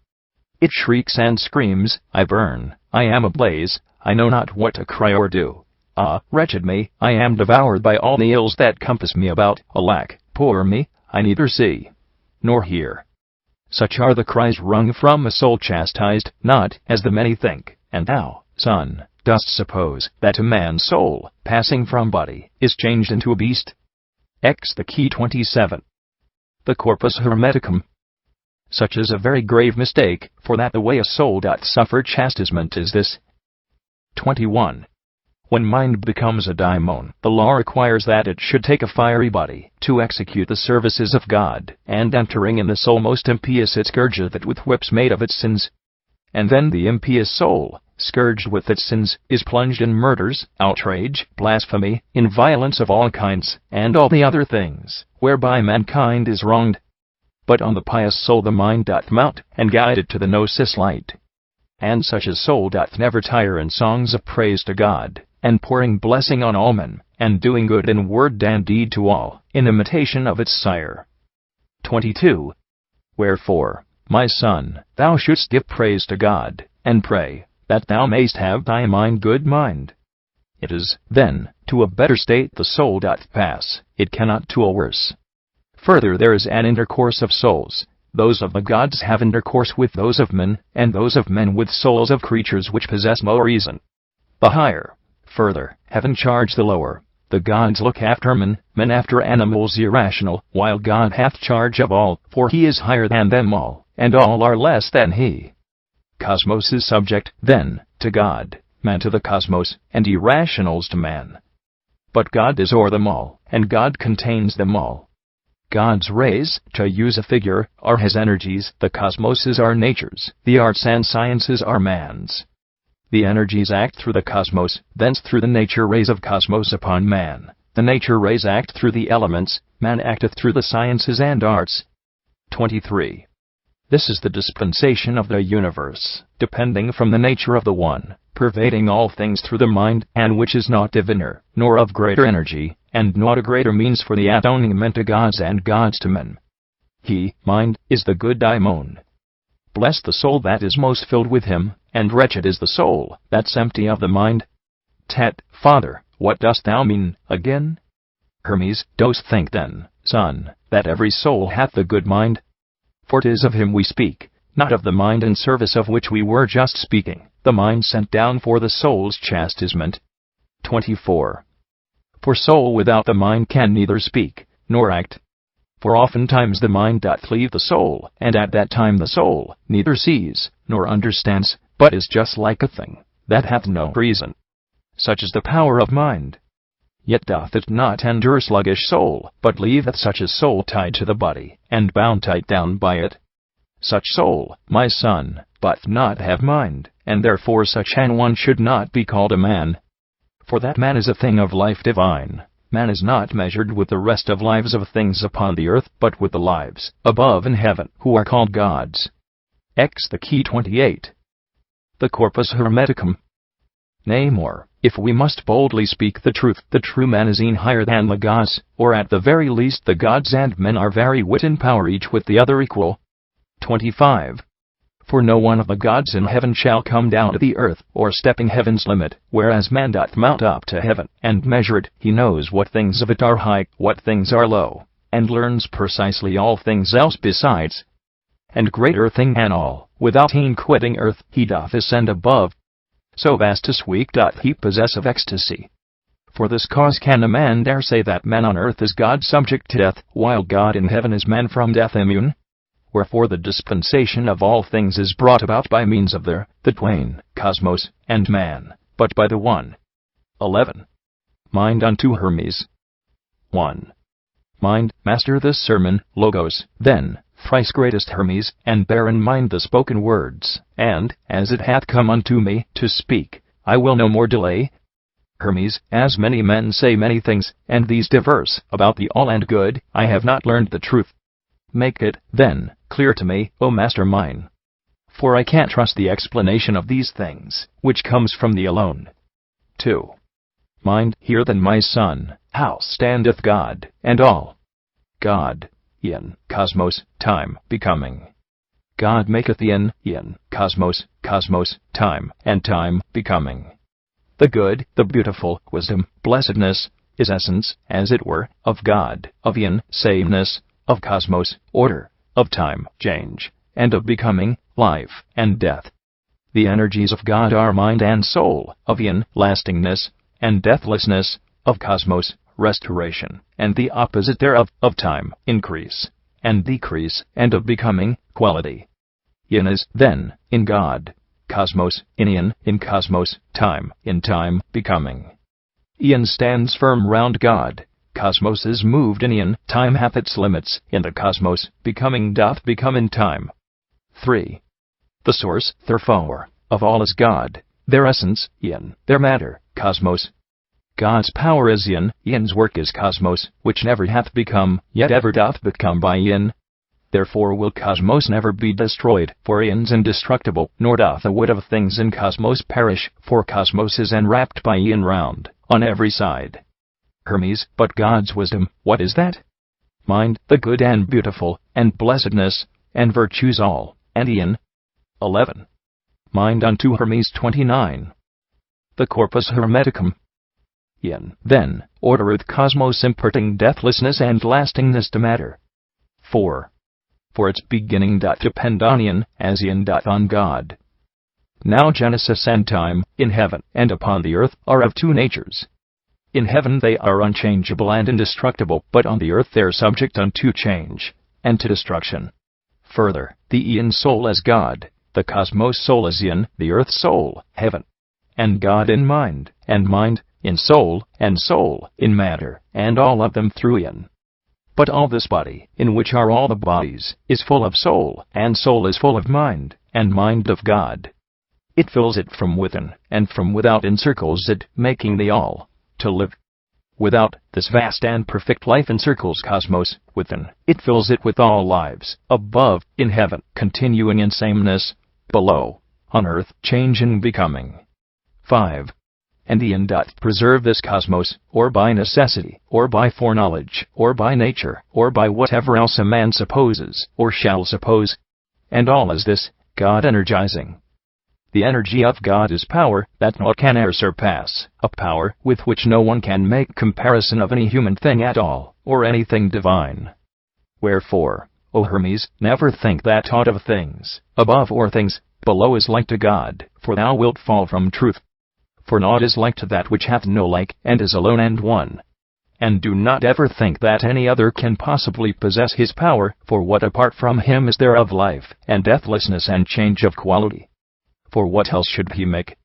God's not inactive, since all things then would lack activity, for all are full of God. But neither in the cosmos anywhere, nor in aught else, is there an action. For that an action is a name, that cannot be applied to either what doth make, or what is made. 6. But all things must be made, both ever made, and also in accordance with the influence of every space. For he who makes, is in them all, not established in some one of them, nor making one thing only, but making all. For being power, he energizeth in the things he makes, and is not independent of them, although the things he makes are subject to him. Now gaze through me upon the cosmos, that's now subject to thy sight, regard its beauty carefully, body, in pure perfection, though one than which there is no more ancient one, ever in prime of life, and ever young, nay, rather, an even fuller, and yet fuller prime. 7. Behold, again, the 7 subject worlds, ordered by aeon's order, and with their varied course fulfilling in 11. Mind unto Hermes 30. The Corpus Hermeticum. See how all things are full of light, and nowhere's their fire. For 'tis the love, and the blending of the contraries, and the dissimilars, that doth give birth to light, downshining by the energy of God, the Father of all good, the leader of all order, and ruler of the 7 world orderings. Behold the moon, forerunner of them all, the instrument of nature, and the transmuter of its lower matter. Look at the earth set in the midst of all, foundation of the cosmos, beautiful, feeder, and nurse of things on earth. And contemplate the multitude of deathless lives, how great it is, and that of lives subject to death, and midway, between both, immortal lives and mortal, see thou the circling moon. 8. And all are full of soul, and all are moved by it, each in its proper way. Some round the heaven, others around the earth. See how the right move not unto the left, nor yet the left unto the right, nor the above below, nor the below above. And that all there are subject unto Genesis, my dearest Hermes, thou hast no longer need to learn of me, for that they bodies are, have souls, and they are moved. But 'tis impossible for them to come together into one without some one to bring them all together. It must, then, be that such a one as this must be someone who's wholly one. 9. For as the many motions of them all are different, and as their bodies are not like, yet has one speed been ordered for them all, it is impossible that there should be 2 or more makers for them. For that one single order is not kept among the many, but rivalry will follow of the weaker with the stronger, and they will strive. And if the maker of the lives that suffer change and death should be another, he would desire to make the deathless ones as well, just as the maker of the deathless ones to make the lives that suffer death. But come, if there be 2, if matter's one, and soul as one, in whose hands would there be the distribution for the making? Again, if both of them have some of it, in whose hands may be the greater part? 10. But thus conceive it, then, that every living body doth consist of soul and matter, whether that body be of an immortal, or an irrational life. For that all living bodies are ensouled, whereas, upon the other hand, those that live not, are matter by itself. And, in like fashion, soul when in itself is, after its own maker, cause of life, but the cause of all life is he, who makes the things that cannot die. Hermes, how, then, is it that, first, lives subject to death are other than the deathless ones? And, next, how is it that life which knows no death, and maketh deathlessness, doth not make animals immortal? 11. Mind, first, that there is someone who does these things, is clear, and, next, that he is also one, is very manifest. 4. Also, soul is one, and life is one, and matter one. Hermes, but who is he? 11. Mind unto Hermes 31. The Corpus Hermeticum. Mind, who may it other be than the one God? Whom else should it beseem to put soul into lives but God alone? One, then, is God. It would indeed be most ridiculous if when thou dost confess the cosmos to be one, sun one, moon one, and Godhead one, thou shouldst wish God himself to be someone or other of a number. 12. All things, therefore, he makes in many ways. And what great thing is it for God to make life, soul, and deathlessness, and change, when thou thyself dost do so many things?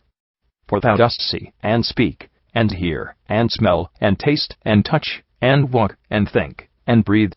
And it is not one man who smells, another one who walks, another one who thinks, and yet another one who breathes. But one is he who doth all these, and yet no one of these could be apart from God. For just as, should thou cease from these, thou wouldst no longer be a living thing, so also, should God cease from them, a thing not law, to say, no longer is he God. 13. For if it hath been shown that no thing can inactive be, how much less God?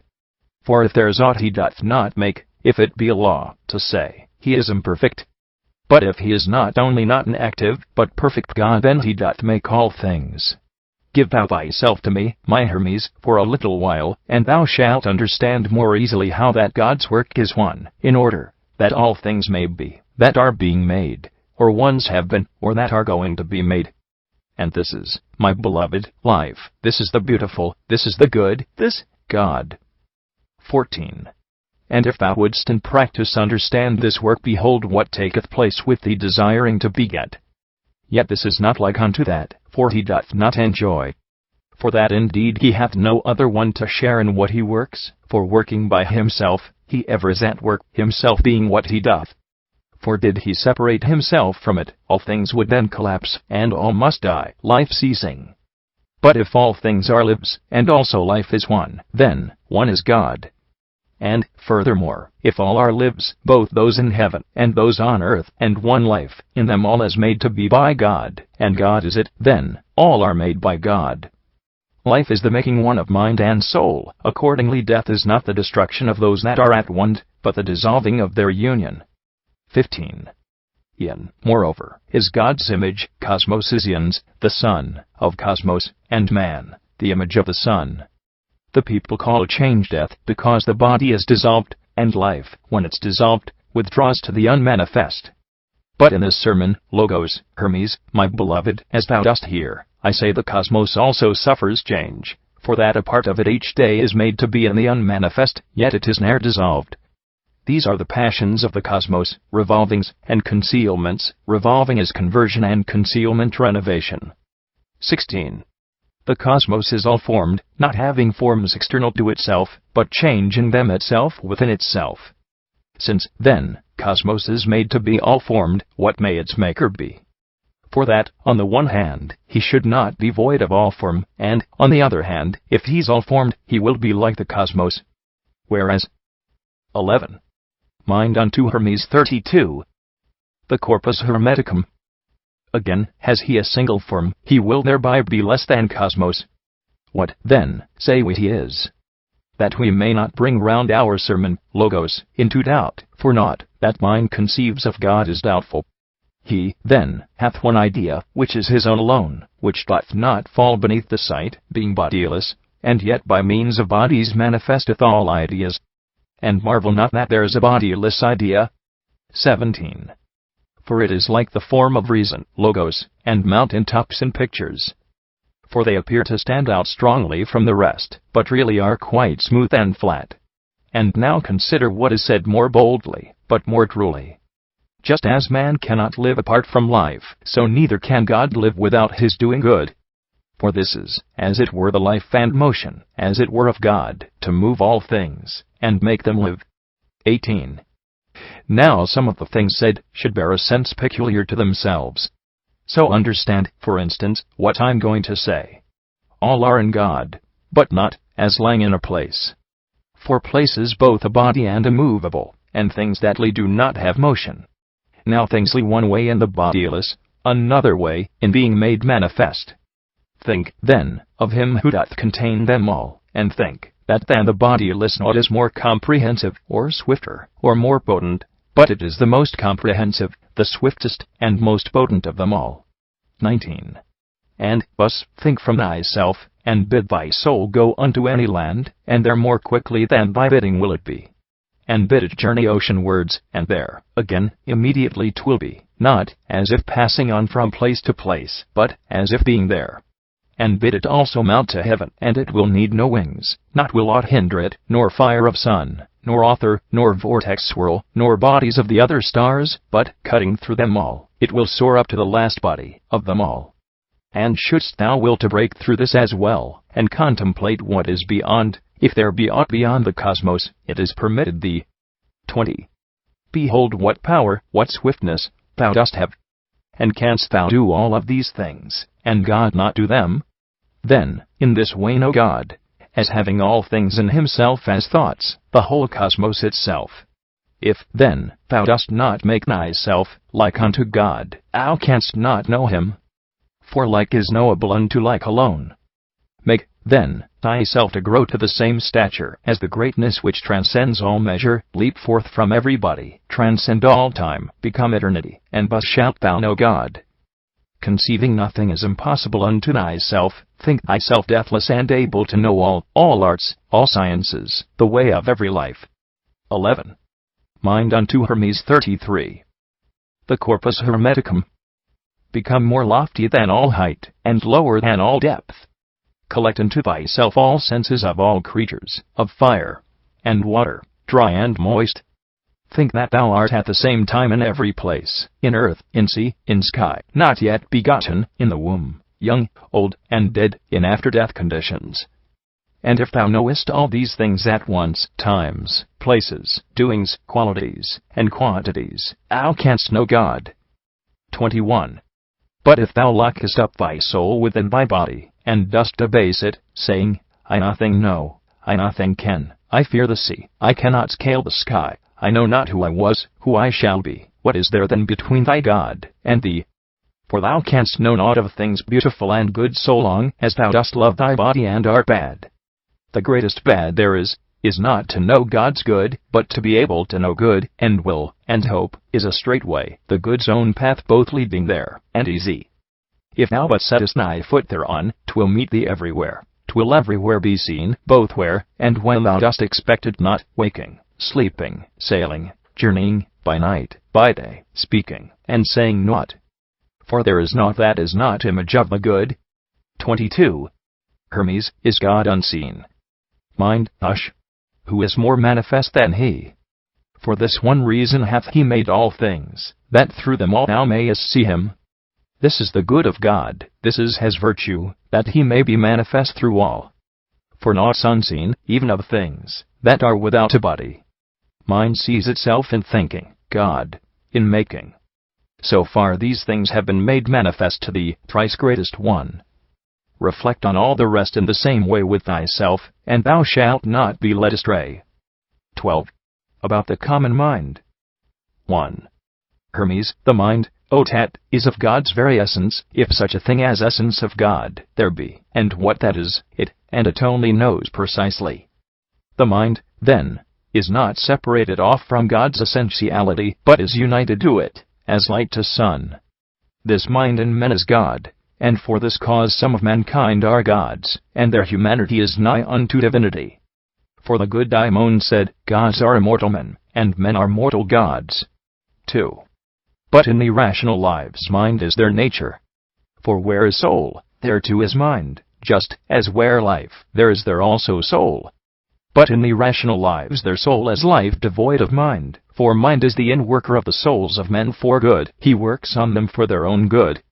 In lives irrational he doth cooperate with each one's nature, but in the souls of men he counteracteth them. For every soul, when it becomes embodied, is instantly depraved by pleasure and by pain. For in a compound body, just like juices, pain and pleasure seed, and into them the soul, on entering in, is. 12. About the common mind. 34. The Corpus Hermeticum. Plunged. 3. or whatsoever souls the mind doth then preside, to these it showeth its own light, by acting counter to their prepossessions, just as a good physician doth upon the body prepossessed by sickness, pain inflict, burning, or lancing it for sick of health. In just the self-same way the mind inflicteth pain on the soul, to rescue it from pleasure, whence comes its every ill. The greater love the soul as godlessness, then followeth fancy for all evil things, and nothing good. So, then, mind counteracting it doth work good on the soul, as the physician health upon the body. 4. But whatsoever human souls have not the mind as pilot, they share in the same fate as souls of lives irrational. For mind becomes co-worker with them, giving full play to the desires, toward which such souls are born, desires, that from the rush of lust strain after the irrational, so that such human souls, just like irrational animals, cease not irrationally to rage and lust, nor are they ever satiate of ills. For passions and irrational desires are ills exceeding great, and over these God hath set up the mind, to play the part of judge and executioner. 5. In that case, Father mine, the teaching, Logos, as to fate, which previously thou didst explain to me, risks to be overset. For that if it be absolutely fated for a man to fornicate, or commit sacrilege, or do some other evil deed, why is he punished, when he hath done the deed from fate's necessity? Hermes, all works, my son, are fates, and without fate naught of things corporal, or good, or ill, can come to pass. But it is fated, too, that he who doeth ill shall suffer. And for this cause he doth it, that he may suffer what he suffereth, because he did it. 6. But for the moment, let be the teaching as to vice and fate. For we have spoken of these things in other of our sermons, but now our teaching, Logos, is about the mind, what mind can do, and how it is so different, in men being such, and in irrational lives so changed, and then again that in irrational lives it is not of a beneficial nature, while that in men it quencheth out the wrathful and the lustful elements.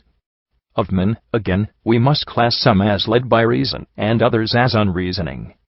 7. But all men are subject to fate, and genesis and change, for these are the beginning and the end of fate. And though all men do suffer fated things, those led by reason, those whom we said mind doth guide, do not enter like suffering with the rest, but, since they've freed themselves from viciousness, not being bad, they do not suffer bad. How meanest thou again, my father? Is not the fornicator bad, the murderer bad, and so with all the rest?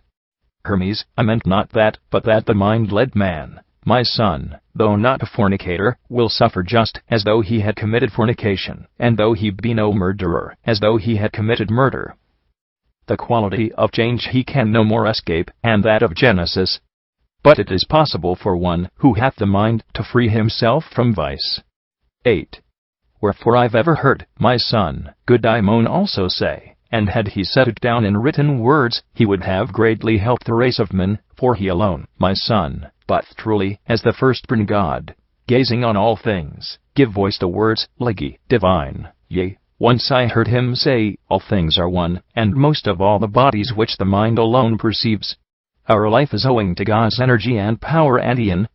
His mind is good, so is his soul as well. And this being so, intelligible things know naught of separation.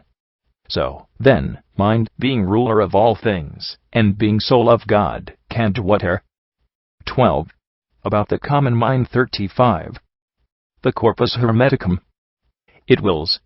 9. So do thou understand, and carry back this word, Logos, unto the question thou didst ask before, I mean about mind's fate. For if thou dost with accuracy, son, eliminate all captious arguments, legi, thou wilt discover that of very truth the mind, the soul of God, doth rule o'er all, or fate, and law, and all things else, and nothing is impossible to it, neither or fate, to set a human soul, nor under fate, to set a soul neglectful of what comes to pass. Let this so far suffice from the good Daimon's most good words. Yea, words divinely spoken, Father mine, truly, and helpfully. But further still explain me this. 10. Thou saidst that mind and lives irrational worked in them as their nature, co-working with their impulses. But impulses of lives irrational, as I do think, are passions.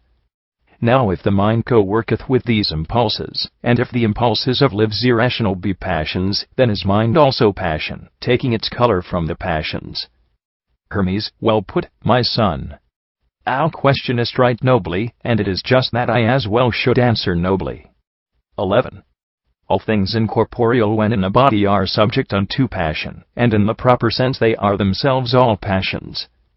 For everything that moves itself is incorporeal, while everything that's moved is body. Incorporeals are further moved by mind, and movement's passion. Both, then, are subject unto passion, both mover and the moved, the former being ruler, and the latter ruled. But when a man hath freed himself from body, then is he also freed from passion. But, more precisely, son, naught is impassible, but all are passible. Yet passion differeth from passibility, for that the one is active, while the other's passive. Incorporeals moreover act upon themselves, for either they are motionless, or they are moved, but whichsoever it be, it's passion. But bodies are invariably acted on, and therefore they are passible. Do not, then, let terms trouble thee. Action and passion are both the selfsame thing. To use the fairer sounding term, however, does no harm. 12. Tet, most clearly hast thou, father mine, set forth the teaching, Logos. Hermes, consider this as well, my son, that these two things God hath bestowed on man, beyond all mortal lives, both mind and speech, Logos, equal to immortality. He hath the mind for knowing God, and uttered speech, Logos, for eulogy of him. And if one useth these for what he ought, he'll differ not a whit from the immortals.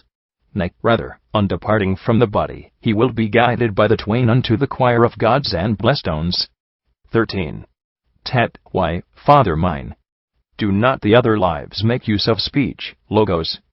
Hermes, nay, son, but use of voice. Speech is far different from voice. For speech is general among all men, while voice doth differ in each class of living thing. Tet, but with men also, father mine, according to each race, speech differs. Hermes, yea, son, but man is one, so also speech is one, and is interpreted, and it is found the same in Egypt, and in Persia, and in Greece. Thou seemest, son, to be in ignorance of reasons, Logos, worth, and greatness. For that the blessed God, good Daimon, hath declared, soul as in body, mind in soul, but reason, Logos, is in mind, and mind in God, and God is Father of all these. 14. The reason, then, is the mind's image, and mind God's image, while body is the image of the form, and form the image of the soul. 12. About the common mind 36. The Corpus Hermeticum. The subtlest part of matter is, then, of their soul, mind, and of mind, God. And God surroundeth all and permeateth all, while mind surroundeth soul, matter. Necessity and providence and nature are instruments of cosmos, and of matter's ordering, while of intelligible things each is essence, and sameness is their essence. But of the bodies of the cosmos each is many, for through possession sameness, these composed bodies, though they do change from one into another of themselves, do nathless keep the incorruption of their sameness. 15. Whereas in all the rest of composed bodies, of each there is a certain number, for without number structure cannot be, or composition, or decomposition. Now it is units that give birth to number, and increase it, and, being decomposed, are taken back again into themselves. Matter is one, and this whole cosmos, the mighty God and image of the mighty are one, both with him unified, and the conserver of the will and order, of the Father, is filled full of life. Naught is there in it throughout the whole of Eon, the Father's everlasting re-establishment, nor of the whole, nor of the parts, which doth not live. For not a single thing that's dead, hath been, or is, or shall be in this cosmos. For that the Father willed it should have life as long as it should be. Wherefore it needs must be a God. 16. How then, O Son, could there be in the God, the image of the Father, in the plenitude of life, dead things? For that death is corruption, and corruption destruction. How then could any part of that which knoweth no corruption be corrupted, or any whit of him the God destroyed? Tet, do they not, then, my Father, die, the lives in it, that are its parts? Hermes, hush, son. Let into error by the term in use for what takes place. They do not die, my son, but are dissolved as compound bodies. Now dissolution is not death, but dissolution of a compound. It is dissolved not so that it may be destroyed, but that it may become renewed. For what is the activity of life? Is it not motion? What then in cosmos is there that hath no motion? Naught is there, son. 17. Tet, but not earth even, father, seem to thee to have no motion. Hermes, nay, son, but rather that she is the only thing which, though in very rapid motion, is also stable. For how would it not be a thing to laugh at, that the nurse of all should have no motion, when she engenders, and brings forth all things? For 'tis impossible that without motion one who doth engender, should do so. That thou should ask if the fourth part is not inert, is most ridiculous, for the body which doth have no motion, gives sign of nothing but inertia. 18. Know, therefore, generally, my son, that all that is in cosmos is being moved for increase, or for decrease. Now that which is kept moving, also lives, but there is no necessity, that that which lives, should be all same. For being simultaneous, the cosmos, as a whole, is not subject to change, my son, but all its parts are subject unto it, yet naught of it is subject to corruption, or destroyed. It is the terms employed that confuse men. For 'tis not genesis that constituteth life, but 'tis sensation. It is not change that constituteth death, but 'tis forgetfulness. Since, then, these things are so, they are immortal all, matter, and life, and spirit, mind, and soul, of which whatever liveth, is composed. 19. Whatever then doth live, oweth its immortality unto the mind, and most of all doth man, he who is both recipient of God, and coessential with him. 12. About the common mind. 37. The Corpus Hermeticum. For with this life alone doth God consort, by visions in the night, by tokens in the day, and by all things doth he foretell the future unto him, by birds, by inward parts, by wind, by tree. Wherefore doth man lay claim to know things past, things present, and to come. 20. Observe this too, my son, that each one of the other lives inhabiteth one portion of the cosmos, aquatic creatures water, terrene earth, and airy creatures air, while man doth use all these, earth, water, air, and fire. He seeth heaven too, and doth contact it with his sense. But God surroundeth all, and permeateth all, for he is energy and power, and it is nothing difficult, my son, to conceive God. 21. But if thou wouldst him also contemplate, behold the ordering of the cosmos, and see the orderly behavior of its ordering. Behold how the necessity of things made manifest, and see the providence of things become and things becoming. Behold how matter is all full of life. Behold this so great God in movement, with all the good and noble ones, gods, daemons, and men. Tet, but these are purely energies, O father mine. Hermes, if, then, they are purely energies, my son, by whom, then, are they energized except by God?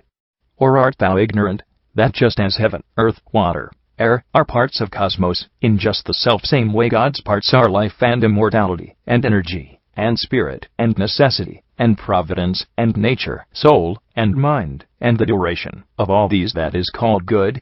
And there are naught of things that have become, or are becoming, in which God is not. 22. Tet, is he in matter, father, then? Hermes, matter, my son, is separate from God, in order that thou mayst attribute to it the quality of space. But what thing else than mass thinkst thou it is, if it's not energized? Whereas if it be energized, by whom is it made so? For energies, we said, are parts of God. By whom are, then, all lives enlivened? By whom are things immortal made immortal? By whom changed things made changeable? And whether thou dost speak of matter, of body, or of essence, know that these two are energies of God, and that materiality is matter's energy, that corporeality is body's energy, and that essentiality doth constitute the energy of essence, and this is God, the All. 23. And in the All is naught that is not God. Wherefore nor size, nor space, nor quality, nor form, nor time, surroundeth God, for he is all, and all surroundeth all, and permeateth all. Unto this reason, Logos, Son, thy adoration, and thy worship pay. There is one way alone to worship God, it is not to be bad. 13. The secret sermon on the mountain. 1. Tet, now in the general sermons, father, thou didst speak in riddles most unclear, conversing on divinity, and when thou saidst no man could e'er be saved before rebirth, thy meaning thou didst hide. Further, when I became thy suppliant, in wending up the mount, after thou hadst conversed with me, and when I longed to learn the sermon, Logos, on rebirth, for this beyond all other things is just the thing I know not, thou saidst that thou wouldst give it me, when thou shalt have become a stranger to the world.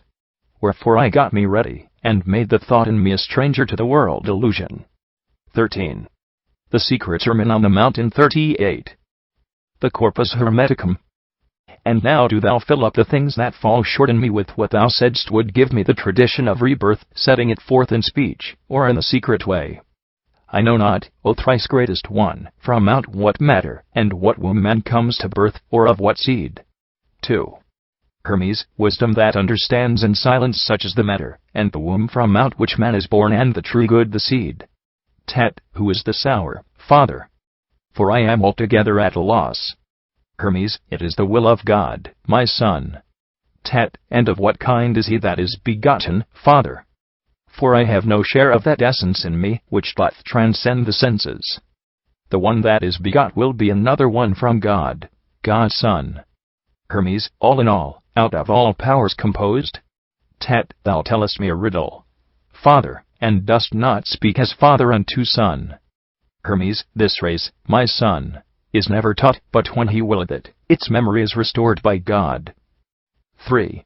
Tet, thou sayest things impossible, O Father, things that are forced. Hence answers would I have direct unto these things. Am I a son strange to my father's race? Keep it not, Father, back from me, I am a true-born son. Explain to me the manner of rebirth. Hermes, what may I say, my son? I can but tell thee this. Whene'er I see within myself the simple vision brought to birth out of God's mercy, I have passed through myself into a body that can never die. And now I am not as I was before, but I am born in mind. The way to do this is not taught, and it cannot be seen by the compounded element by means of which thou seest. Yea, I have had my former composed form dismembered, for me I am no longer touched, but I have touch, I have dimension too, and yet am I a stranger to them now. Thou seest me with eyes, my son, but what I am thou dost not understand even with fullest strain of body and of sight. 4. Tet, into fierce frenzy and mind fury hast thou plunged me, Father, for now no longer do I see myself. Hermes, I would, my son, that thou hadst seen passed right through thyself, as they who dream and sleep, yet sleepless. Tet, tell me this too. Who is the author of rebirth? Hermes, the Son of God, the one man, by God's will. 5. Tet, now hast thou brought me, Father, unto pure stupefaction.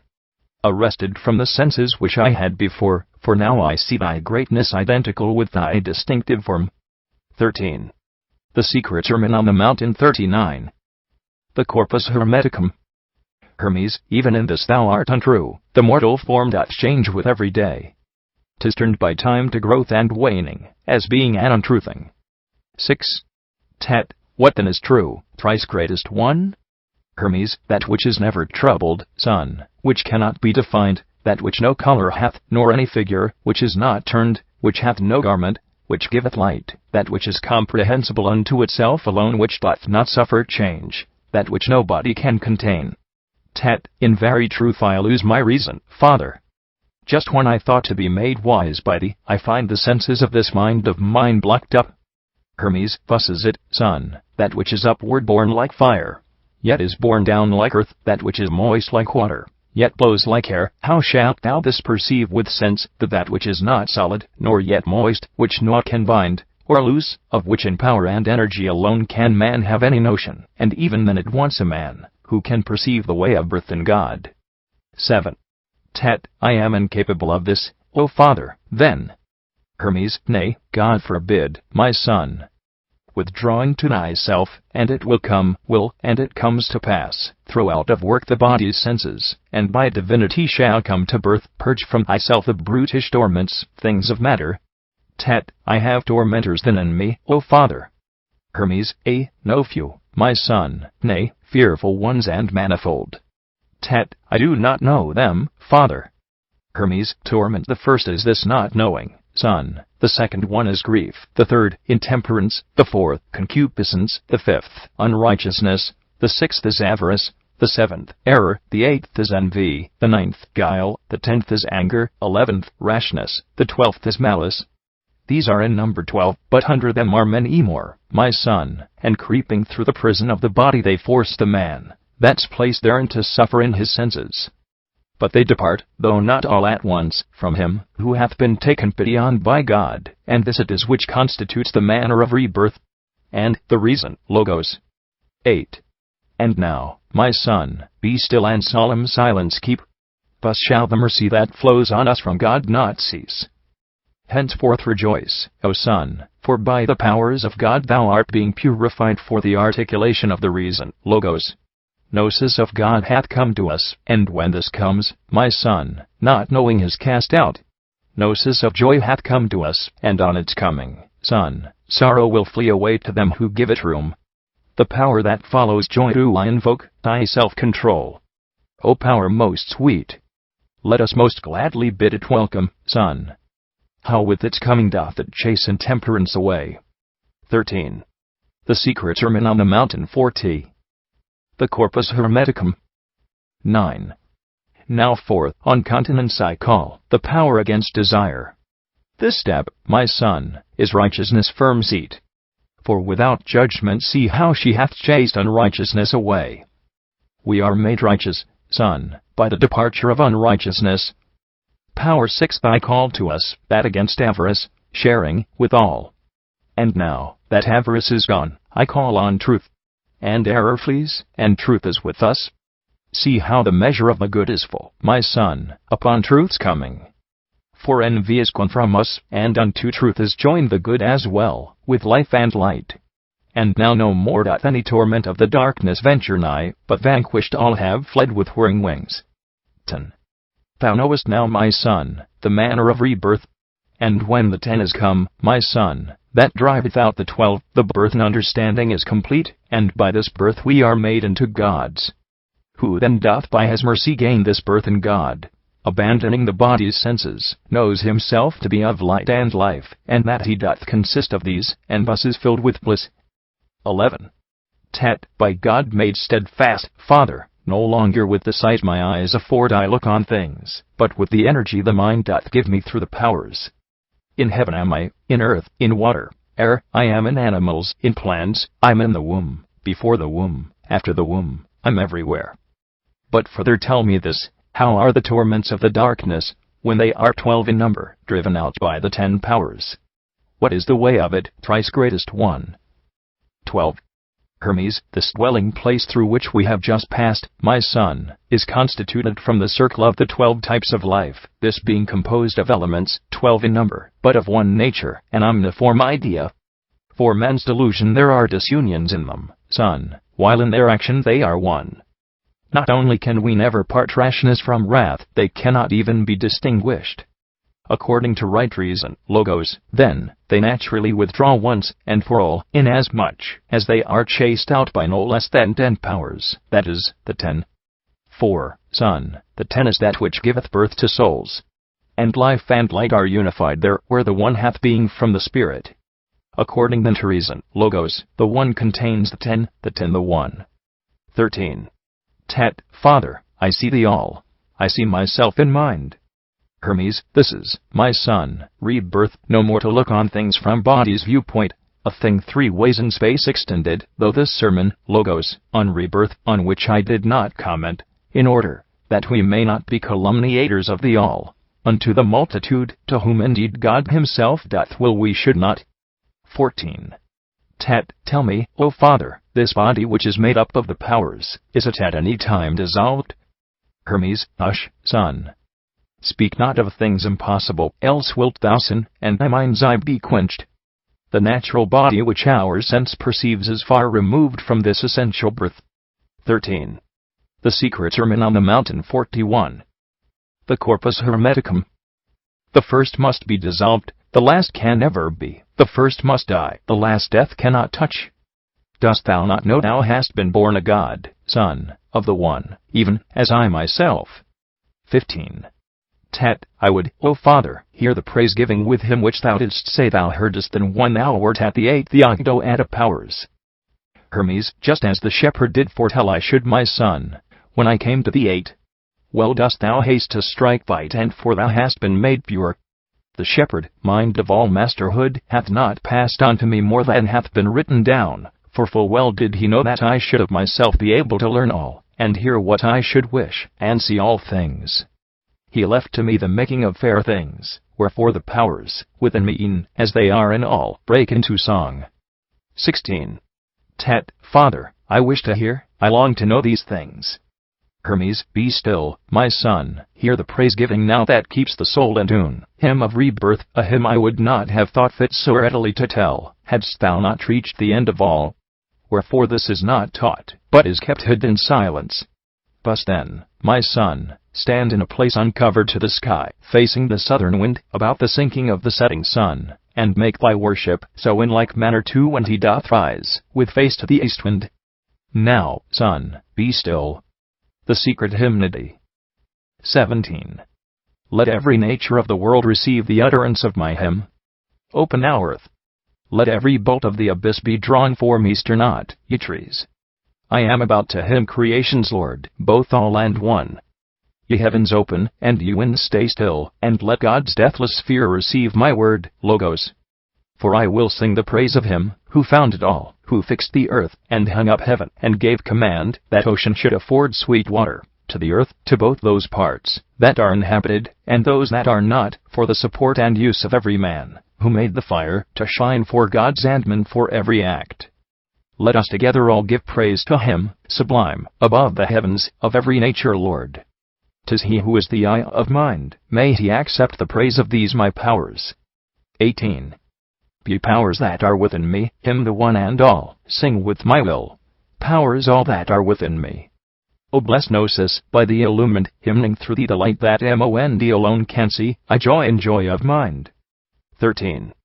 The secret sermon on the mountain 42. The Corpus Hermeticum. Sing with me praises all ye powers. Sing praise, my self-control, sing thou through me, my righteousness, the praises of the righteous, sing thou, my sharing all, the praises of the all, through me sing, truth's praises. Sing thou, O good, the good. O life and light, from us to you our praises flow. Father, I give thee thanks, to thee thou energy, of all my powers, I give thee thanks, O God, thou power, of all my energies. 19. Thy reason, Logos, sings through me thy praises. Take back through me the all into thy reason, my reasonable oblation. Thus cry the powers in me, they sing thy praise, all, they do thy will. From thee thy will, to thee the all. Receive from all their reasonable oblation. The all that is in us, O life, preserve, O light, illuminate, O God, inspirit it. If it thy mind that plays the shepherd to thy word, O thou Creator, bestower of the Spirit upon all. 20. For thou art God, I am and us cries to thee through fire, through air, through earth, through water, and through spirit, through thy creatures. 'Tis from thy and I have found praise-giving, and in thy will, the object of my search, have I found rest. Tet, by thy good pleasure have I seen this praise-giving being sung, O Father, I have set it in my cosmos too. Hermes, say in the cosmos that thy mind alone can see, my son. Tet, yea, Father, in the cosmos, that the mind alone can see, for I have been made able by thy hymn, and by thy praise-giving my mind hath been illumined. But further I myself as well would from my natural mind send praise-giving to God. 21. Hermes, but not unheedfully, my son. Tet, what I behold in mind, that do I say. To thee, thou parent of my bringing into birth, as unto God I, Tet, send reasonable offerings. O God and Father, thou art the Lord, thou art the mind. Receive from me oblations reasonable, as thou wouldst wish, for by thy will all things have been perfected. Hermes, send thou oblation, son, acceptable to God, the sire of all, but add, my son, too, through the word Logos. Tet, I give thee, Father, thanks, for showing me to sing such hymns.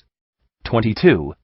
Hermes, happy am I, my son, that thou hast brought the good fruits forth of truth, products that cannot die. And now that thou hast learnt this lesson from me, make promise to keep silence on thy virtue, and to no soul, my son, make known the handing unto thee the manner of rebirth, that we may not be thought to be. 13. The Secret Sermon on the Mountain 43. The Corpus Hermeticum. Calumniators. And now we both of us have given heed sufficiently, both I the speaker, and the hearer thou. In mind hast thou become a knower of thyself, and our common sire. 13. The Secret Sermon on the Mountain 44.